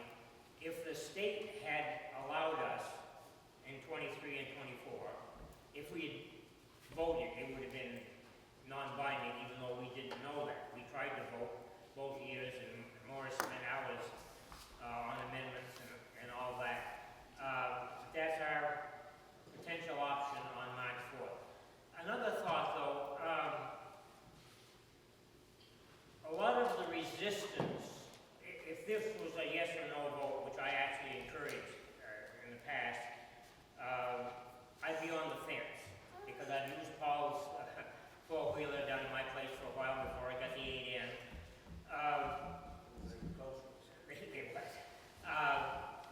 A lot of the resistance is because of the bad apples. They're always few, but they do a lot of damage. I'm thinking back to the snowmobile era. When snowmobiles first come in, they went anywhere they wanted. I remember them coming up one of the sugar road right back to my house in the middle of the night. Nobody asked permission. I'm wondering if the people that are really hot to be four-wheelers, whether they're part of a club or not, couldn't do a little bit of self-enforcement on the bad apples. We had some jerk, might have been from out of town, running around in our neighborhood last fall. 4 people in it, 2 kids in the showing off, actually went right into the ditch, very noisy machine. Now, if somebody knew who that was, and maybe got 2 or 3 good-sized neighbors together and went and had a little chat with them, maybe this person wouldn't misbehave like this and damage the environment for people who just want to be out there having fun. Thank you.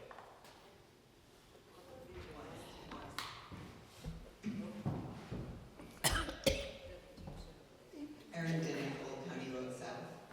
I just have a question with regards to the Australian ballot, which is non-binding, but I was trying to look it up and I couldn't find it. How many town folks voted in the last election?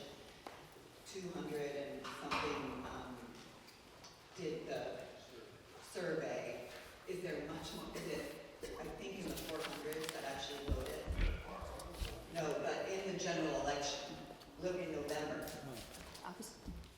I tried looking it up, and Presidential election was quite high, but the situation would be more equivalent to who attended town meeting to vote sure. rather than the general election. Or like in I Australia. believe the general election numbers were quite high, like 700-800 out of 1,000 or 1,100. I'm like, Yeah. I think those numbers were quite large for presidential, but those are not the ones you would be comparing. You would be comparing town meeting voting day, which, Morris, you know how many attendees? Where's Morris?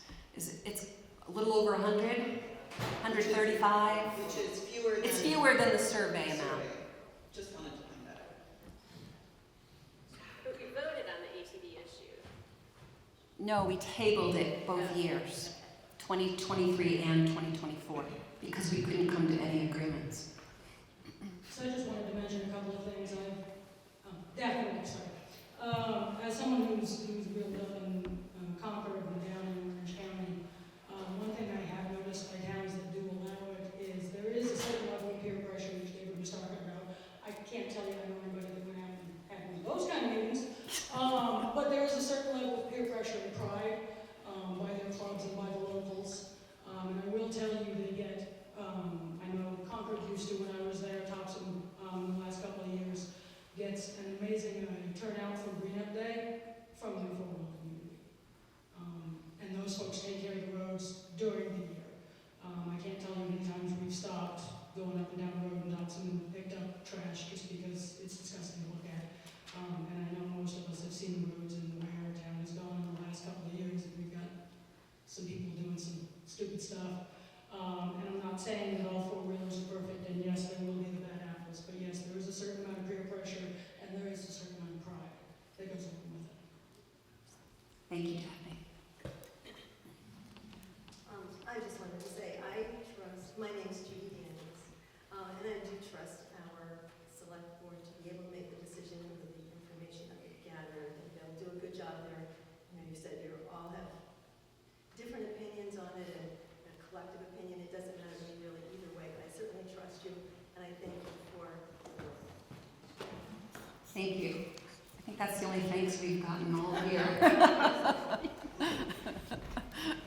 My final comment at this point is, why doesn't the select board publish the data from the survey so everybody in the audience has access to it, as opposed to we're listening to Sue or me or somebody else doing synopsises of what's in it? Why doesn't it get published? Why wasn't it published? Why wasn't it made available to people tonight? The summary is a one-page analysis that I believe was done by Mike Barrett before he resigned from the board. That can be in everybody's hands, and people can see what the data said. I have the database. It has people's names on it, so we could eliminate that. I'm the one who actually put the synopsis numbers together that you would have. So I can find a way to remove the names and get that. I have a digital Excel copy. I gave it to you, It yes. was you that sent it. It not was. Mike, It was me. And it has no names on it. I believe I just was able to delete those columns somehow. Yeah, so that can be made It available to is not in Excel spreadsheet format, so I did some type of a conversion because I'm only familiar with Excel, and I was able to delete the name and address columns. Oh, and also the span number of your property, and there were some private issues and concerns with the survey. And I was able to import it into Excel, delete those columns, and give Jerry a copy. I can do that somehow. I think that would be beneficial. Probably put it on our website, town website. I think that would be very helpful. No, I can do that. Sue, Yes. can you, when it's put on the website, can Facebook say that it's on the website so people know they can go there and report? Sure. So instead of continuing this, maybe we should give people a chance to see the survey and then come back and give us input. I think so. I would make a motion to do that. This process is lengthy, Marcia, as it is. I know, but we're If stalled you- on the same things for the last hour.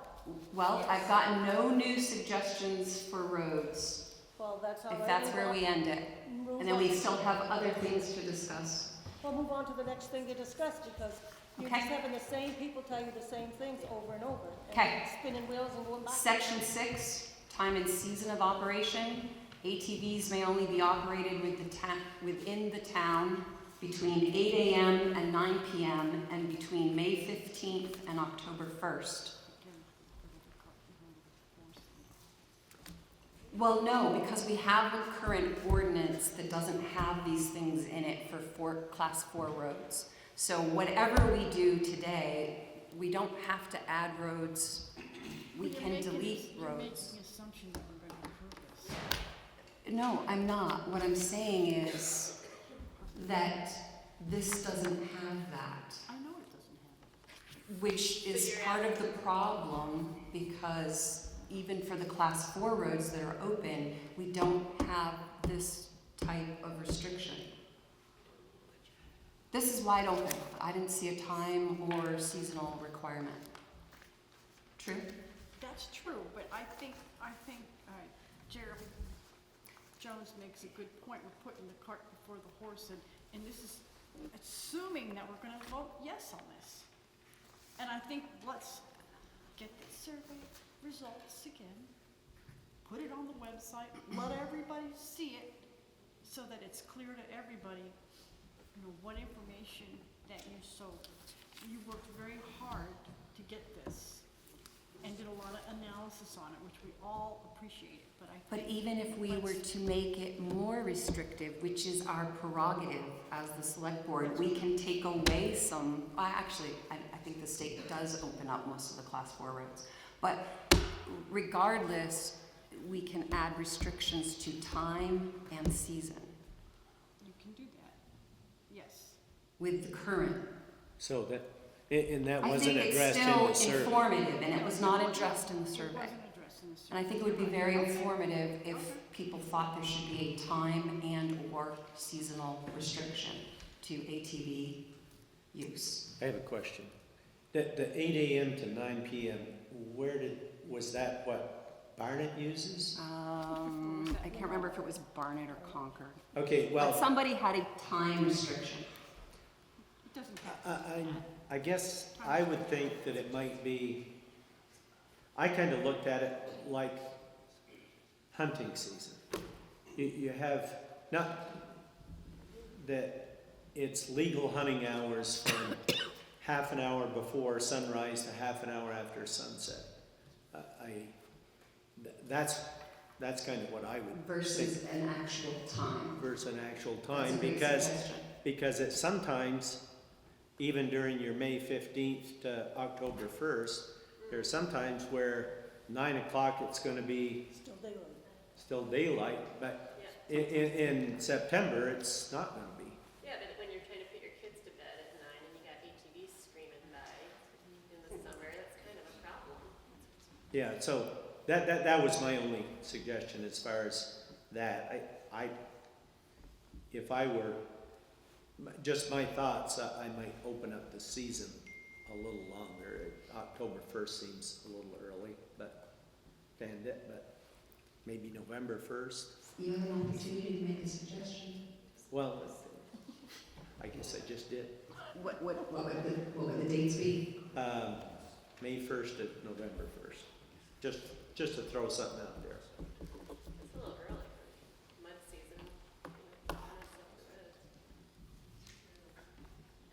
May 1st?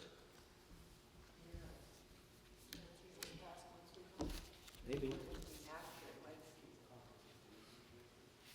I think May 1st is reasonable. Most of your roads are pretty well dried up. I mean, green up day isn't until after that. We Yeah, don't I mean, green up the town in order. I mean, it's not a big deal to me between May 1st and May 15th. But on the other end, I would think October's a pretty nice time of year to be out there on your ATV. In full disclosure, I have an ATV, but it's more of a working, it's a John Deere Gator, and I don't ride trails. I had been up the road a couple of times without being caught. Unburden yourself. Don't put that in the paper, please.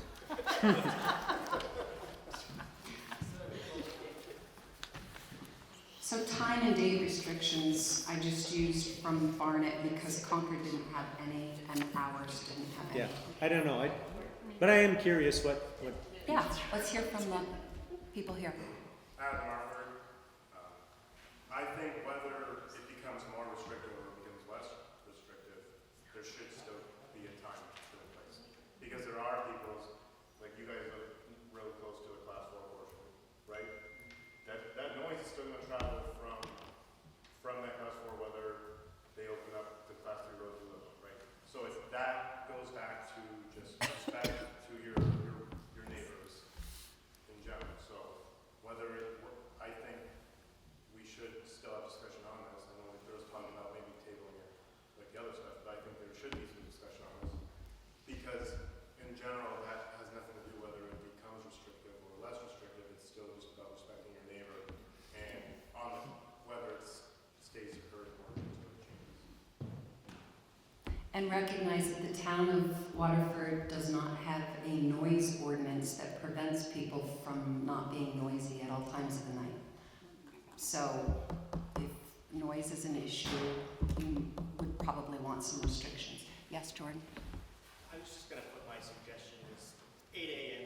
to 8 p.m.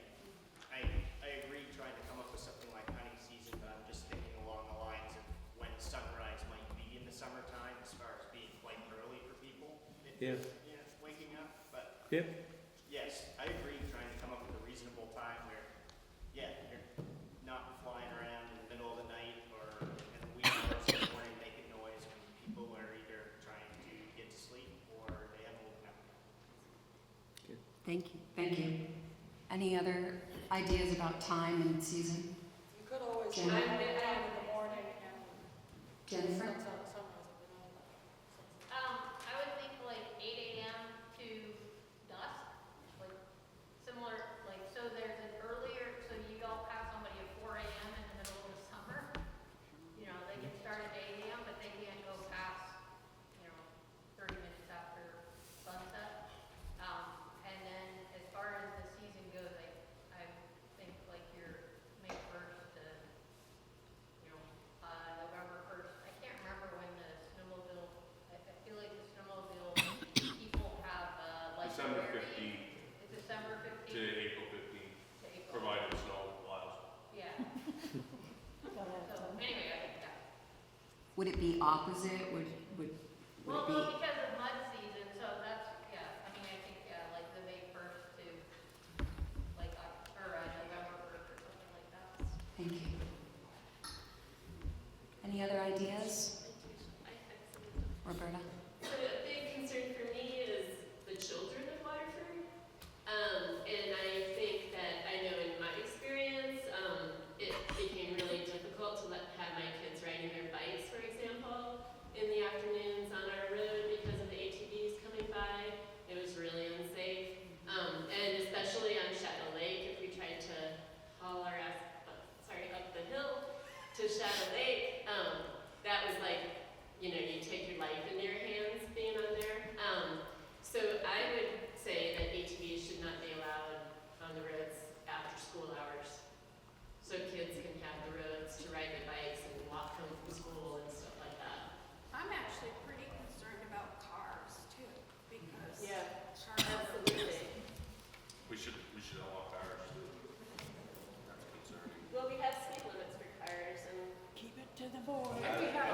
Tip to the board. Address the board. Please. I do believe I there is didn't mean that to currently, be sarcastic. currently a, If that's what you're speed limit Yep. for ATVs, so that would obviously be something that I actually think there might already be a regulation on the town set thing. Yeah, I don't remember exactly what it is, it's 25 or 35, I think you can restrict it down to 25. So you're saying that it's not the speed limit of the road, it's an ATV speed limit? Correct, and you'll see if you go into some of these towns that they've got the small signs on the side of the road that are specifically for ATVs. That requires Yes. an additional And that's one of the things section that that I don't. the clubs can do. The thing, and I understand that there are people that are very frustrated with the ATVs going on in town now, but the reminder would be, those ATVs are running legally on those roads that we're discussing.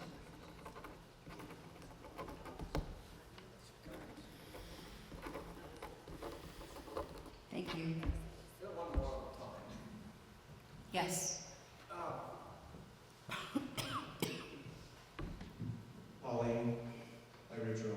How about just having it, if it comes around to it being legal in some form, how about sunrise or half hour after to sunset or half hour before, something like that? Let's go with the sun. Because we were talking about in the summer how early that could be for some people who aren't ready to get up. True, okay. Edie? Edie Everberg, I think this is where we can reiterate what Adam suggested earlier of having a sign posted with, for ATVs with speed limit and time and season. This is where you would write it down because you wouldn't accept it earlier.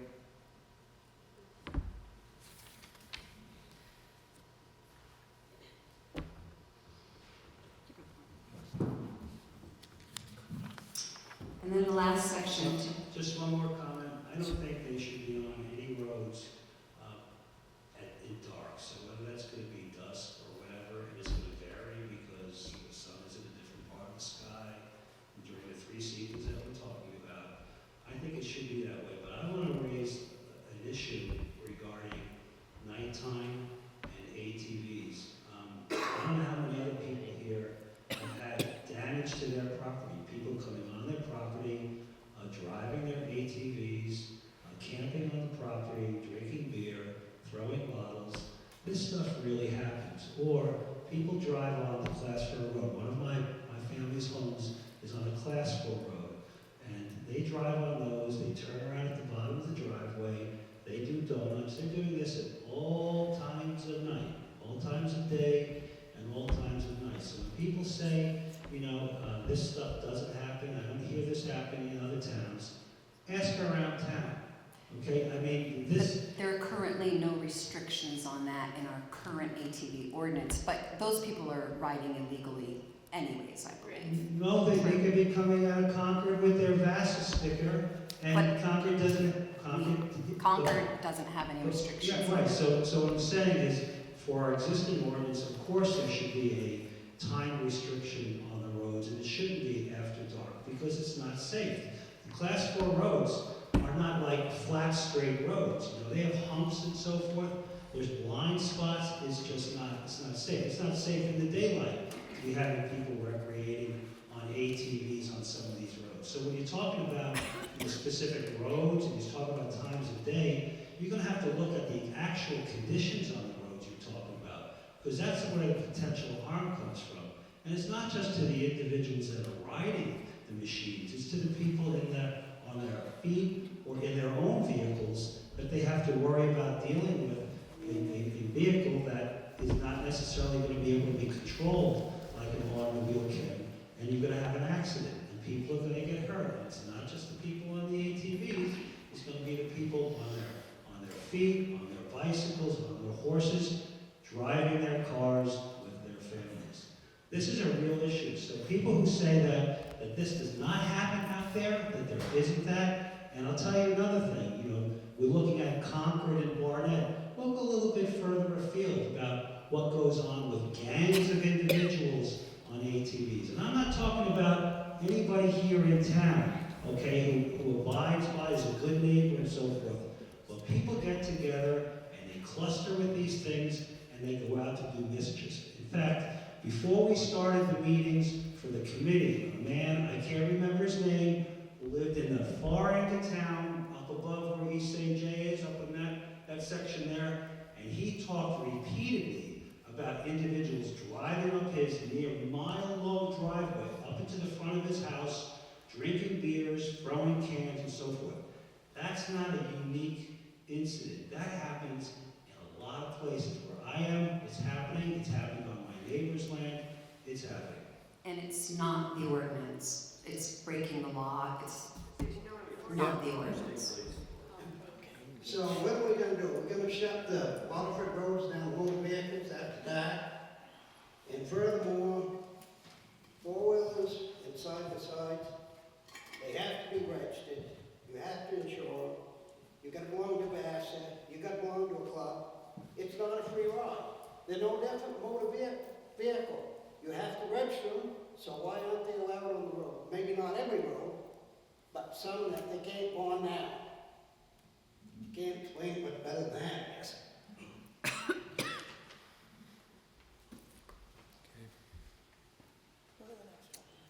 The last one, penalties, which we just talked about how difficult the current ordinance is to enforce. But at any rate, you do need an enforcement clause and penalties. So this is suggested writing, and this is how it reads. But it's up for discussion. The enforcement officer is authorized to recover civil penalties for operation of an ATV in excess of the posted speed limit as specified in town traffic ordinances and in the State of Vermont's Judicial Bureau penalty schedule. That's from the Vermont League of Cities and Towns Legal Counsel, that is a statement that should be in there. The enforcement officer is authorized to recover the following civil penalties for failure to operate in single file, engaging in racing, and operation outside seasonal and time limitations, which those are categories above. You can't see what I'm looking at, but section 6 that we just talked about was time and season of operations. Then there was section 7, single file and racing, that says where ATV travel on town highways is permitted, such travel shall be in single file. No racing shall be allowed. Section 8, operation on public property and cemeteries. ATVs may not be operated on town property other than the highways outlined in section 4, pursuant to 23 VSA 3506. In parentheses, the number 10, ATVs shall not be operated in any burial ground in the town. That's state law. And then we approach penalties, which for failure to operate in single file, engaging in racing, and operation outside seasonal and time limitations. First offense, $50 fine, waiver amount $35. There's just suggestions. It's completely up for debate, and it says, for the above offenses, the enforcement officer is authorized to recover a waiver fee, which is the lower of the two fees. There's a fine, and then somewhat lower is a waiver fee, in lieu of a civil penalty in the stated amount for any person who declines to contest a municipal complaint and pays the waiver fee. So a fine can be contested. If they accept a waiver, the fine can be less. That's standard language in the Vermont League of Cities and Towns model ordinance. Do we have some discussion? I was wondering, what is an enforcement officer? That was back in the definitions when we started hours ago. B, enforcement officer means any law enforcement officer certified by the Vermont Criminal Justice Training Council. That means they have to be, it means they have to be an LE2 level or above, because anybody below that level, like this LE1, they're not allowed to engage in enforcement of moving vehicles. You have to be LE2 or above. So a constable would not be able to? No, a constable cannot do any of this. Thank you, Suki. C, under section 9 of penalties, the enforcement officer is authorized to recover civil penalties for the following violations as set forth by the state of Vermont. So these are the legal statutes, and they are in our current ordinance, because when they wrote this in 2020, they did follow the Vermont League of Cities and Towns. These items state, as our current ordinance does, operation along a highway that has not been open for use by the select board, gives the state statute number. Operation within a public cemetery, again, the state statute number. Operation on the Waterford Town School property, including the nature trail, and any commercial property within Waterford without written consent by the owner of the property. So there are already state laws dictating that those things can be enforced. And that's it. That's what we asked you here tonight to get your input on. Are there other comments? Yes, Paul. Might know everybody's name. So, I mentioned some of the problems they have up north. I know it's in a different state, but the problem's the same. Each one of those towns have a police force. Pittsburgh, Colbrook, Lancaster, and some of the others. They all have a police force, they all have New Hampshire fishing game up there, and it's still out of control. So, we don't have a police officer. State police won't come, and I can tell you that from my own experience, when somebody came to stole my solar panels, and they said, well, that's a civil matter, okay? The sheriff's department, they were busy at the fair, so, oh, we can't do that. So there, where are we at? Who are we gonna get? How are we gonna enforce any of this? Should you open it up? And I'm not for it. Comments? Will?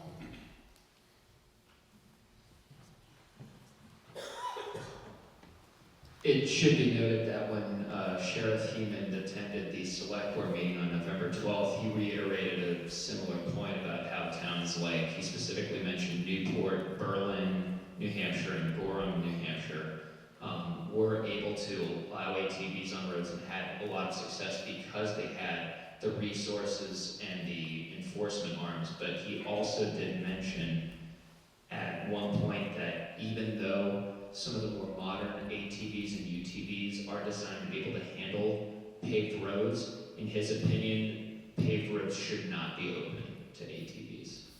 I know this was earlier on, but regarding enforcement, this was what the sheriff said at his time at the select board. I feel like that should be reiterated. Yeah, I have that with me. I have those meeting minutes with me. If I could just make one more comment, following what the gentleman next to me said. He was talking about Lancaster. We had two ATVs, I think he called them side-by-sides, barrel past us at the end of our driveway, 1092 Lawrence Road, this fall. We happen to have a friend in the driveway who's a fish and game warden. And he said, is this going on all the time?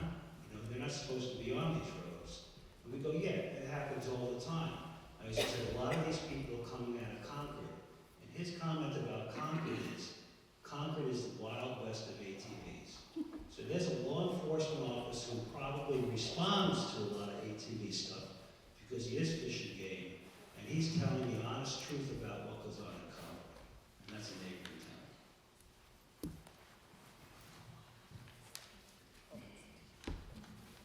town. Ryan Lowell, I will say that you're always going to have problems. I can say that the North Country of New Hampshire, i.e. Pittsburgh, Colbrook, Berlin, Gorham, Lancaster, is not Waterford, Vermont. We're not the main draw to all ATV traffic coming from, somebody mentioned Rhode Island and Connecticut and New Jersey. We're not going to attract hordes and hordes of ATV operators to our town.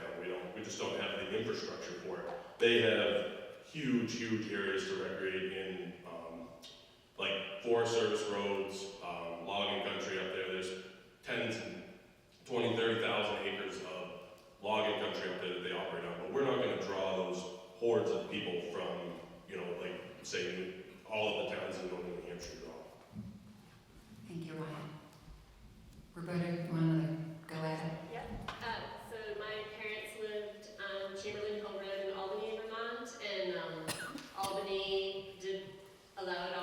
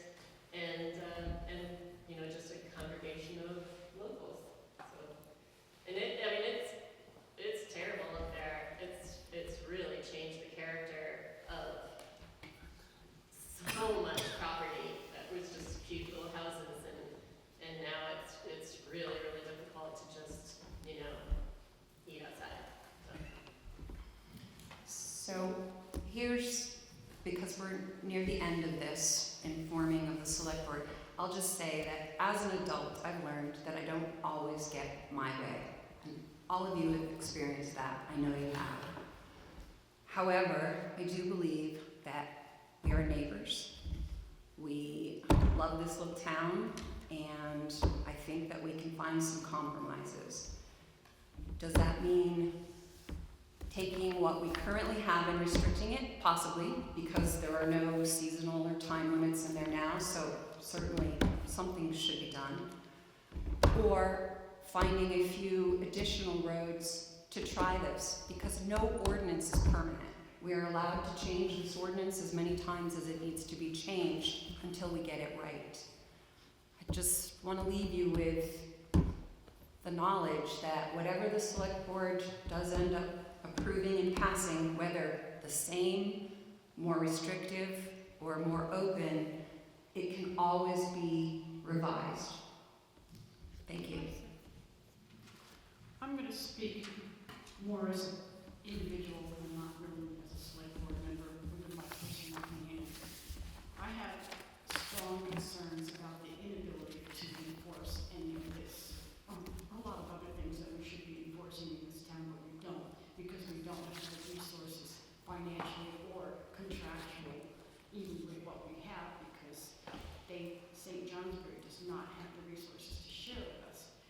And my biggest concern, should we approve of opening this up to any degree, is that we have a benefit that's not a public benefit, but rather the benefit is a private benefit to those who want to ride their ATVs, which I'm sure is a very fun activity. I don't know, I don't own one, I never have had one. But the problem I have is this socializes the risk. And there are many risks and many problems onto the rest of us. And I don't think it's fair to privatize benefits and socialize risks. And that's my statement. Thank you, Suki. Thank you. Anyone else from the board want to talk to our audience this evening? I've heard everything I want to hear. Anyone else? Last go? Yes. One of the Sorry. questions for the select board. Last one. Last question. You don't need to answer, but, so listening, especially you with your personal opinion. So, does that mean your decision is already made, regardless of what the town people have said? So even if we had a new survey with a yes, no, opening up, yes, with the select board, and I don't need you to answer, I want you to think that, are you going to represent the town, or are you going to take your own personal opinion and what you like and dislike about ATVs? Well, And that's how you vote. You know, that's So a that's to problem. each of you. Exactly. That's a problem all of us face, because we all are individuals, we all have opinions, and it's hard to separate our opinions from what the people want. But yes, I think the data is pretty clear about what most people want, at least those who took the time and had the care and concern enough to vote. But we need to re-summarize it again, and then reanalyze it if necessary, and And just remember that, and you guys are elected officials too, I know. as far as Exactly. representing the town, Right. not your own individual Right, vote. we have to, that's why I stated that this was my personal opinion, because it doesn't necessarily represent what I might or might not do as a voting member of the select board. But thank you, I appreciate I it. just would like, Chair? Okay. So now again, it comes down to whether the board wants to make a decision this evening based on the input we got from the survey, from the input tonight, or whether it seems like we have the choice to either make a motion to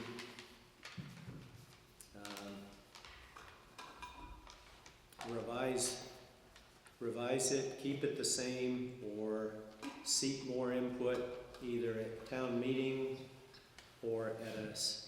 I would assume I'm just kind of thinking out loud here. It's sort of a question for Morris. But because it's not on the town meeting warrant, it can only come up, as David said, under other business, other non-binding business at the end, which, are people going to know that it might be discussed there, or obviously it's too late to change the town meeting warning, I believe. So I guess it would require a special meeting if we were go to even a non-binding Australian ballot, correct?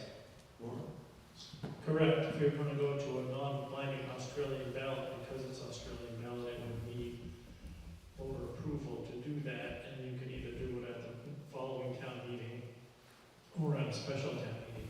But it can't be brought up under the provision for other non-binding issues that can be brought up, which is at the end of, I don't remember which article, but at the end of the town meeting, and it's non-binding anyway, so yeah, it can be brought up then. Of course, the last two meetings, it has been brought up and tabled both times, so.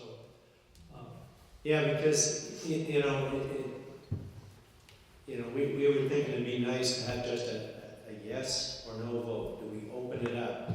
Or no, we don't open it up.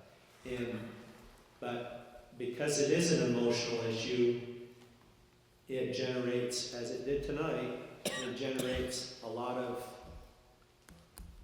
comments, debate, and amendments. So it's as we've seen the last 2 years, we never got to the question, and I think it might have been David even asked to call the question at one point and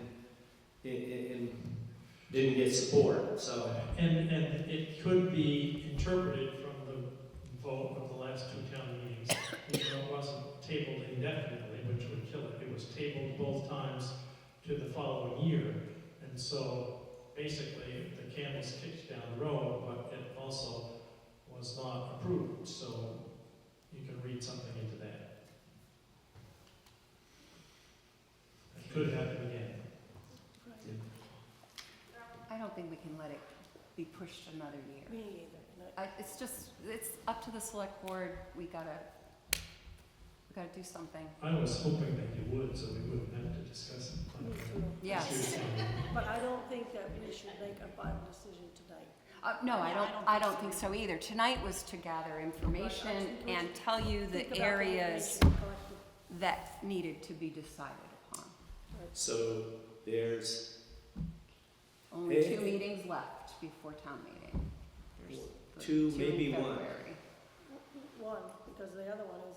Oh, the pre-town pre-town meeting? meeting. But that's on a different day than our I Monday. was kind of hoping to avoid a second meeting. Well, I would love to also, but I think we have some actual business that we have to Yeah. conduct. So would we want to postpone a decision on it until the February 10th meeting I think that'd be a good idea. or the February 24th? 10th? I think it has to be February 24th, because don't we have a lot of business to do on February 10th? Is that true? Don't forget you've got a pre-town meeting mixed in there. Yeah, I know. We're The working. pre-town meeting would be, unless we just on a random night, it would be the night after, it's the 25th of February. So normally our second meeting is the 4th Monday of the month, which would be the 24th. And Morris, you're holding the pre-meeting on Tuesday, the 25th, correct? Yeah, it's generally 1 week before the town meeting, so yes. So, and if we were postpone it beyond that, We won't have to make it. We can always. Some of us might not have, because there are four select board positions that are up for re-election, because I think there are 3 that are scheduled and another that was created. I mean, there were 2 resignations, but one of those would have been a new person. But anyways, what I'm saying is it would be a whole new board. So I think it is best to make a decision. And if you think the 10th is appropriate, or if you want to wait till the 24th, we don't. It can be an agenda item for discussion on the 10th, and it can be action on the 24th, but I think we should do something and be done with it and not pass it I on to think the we've next done it, I board. mean, we should do it, yes, but I don't think we need to have another whole 2.5 hours open No, discussion. no, but we have to fight it out and come We up can do with the. that. So So why we not need why not time, go for the February? we need enough time among ourselves to come to consensus, because like I said, the 5 of us all have a very different view. Very different. I think you're right. I've kind of polled you guys, and we are at each end of the spectrum and right in the middle. So you're saying the 24th? I'm saying the 10th, put it as an agenda item for some discussion among us so that we can get some things hammered out. And then we meet at a working meeting on the 24th and make motions to each section of an ordinance. I believe some revision is needed to the current ordinance just to put restrictions and limitations even on the Class 4 riding. The time, the season, the things that we've discussed this evening, and signage, and possibly VASA sticker to even ride on Class 4 roads. We need to discuss all of that. Why don't I just put it on February 10th, discussion, possible action? Action, okay. And then we'll decide if we need another meeting. All right, I'm okay with that. We need to make a motion to Sure. adjourn. Sorry. I Somebody, make a motion to adjourn. is that item seconded? Second.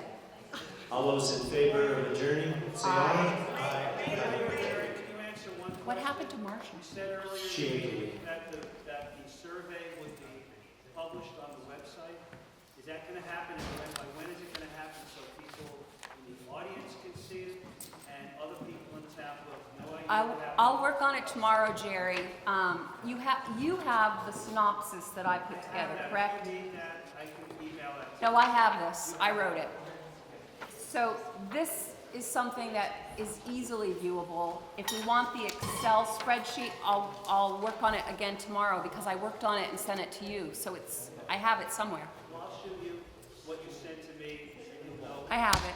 I even did pie charts, and graphs, and everything, but nobody was interested. So I'm an hopefully it'll be posted engineer. by the end of the week, maybe? By tomorrow or the next day, I should be able to have it all out. But Okay. whether our webmaster is available to post it, that's another question. But I would think within Within a couple of days, Yeah. yeah. Okay, I think we have a motion to adjourn. All those in favor? Yep. Aye. Aye. Those opposed? 4-0 because we lost Marcia. Thank you. Yeah, she had,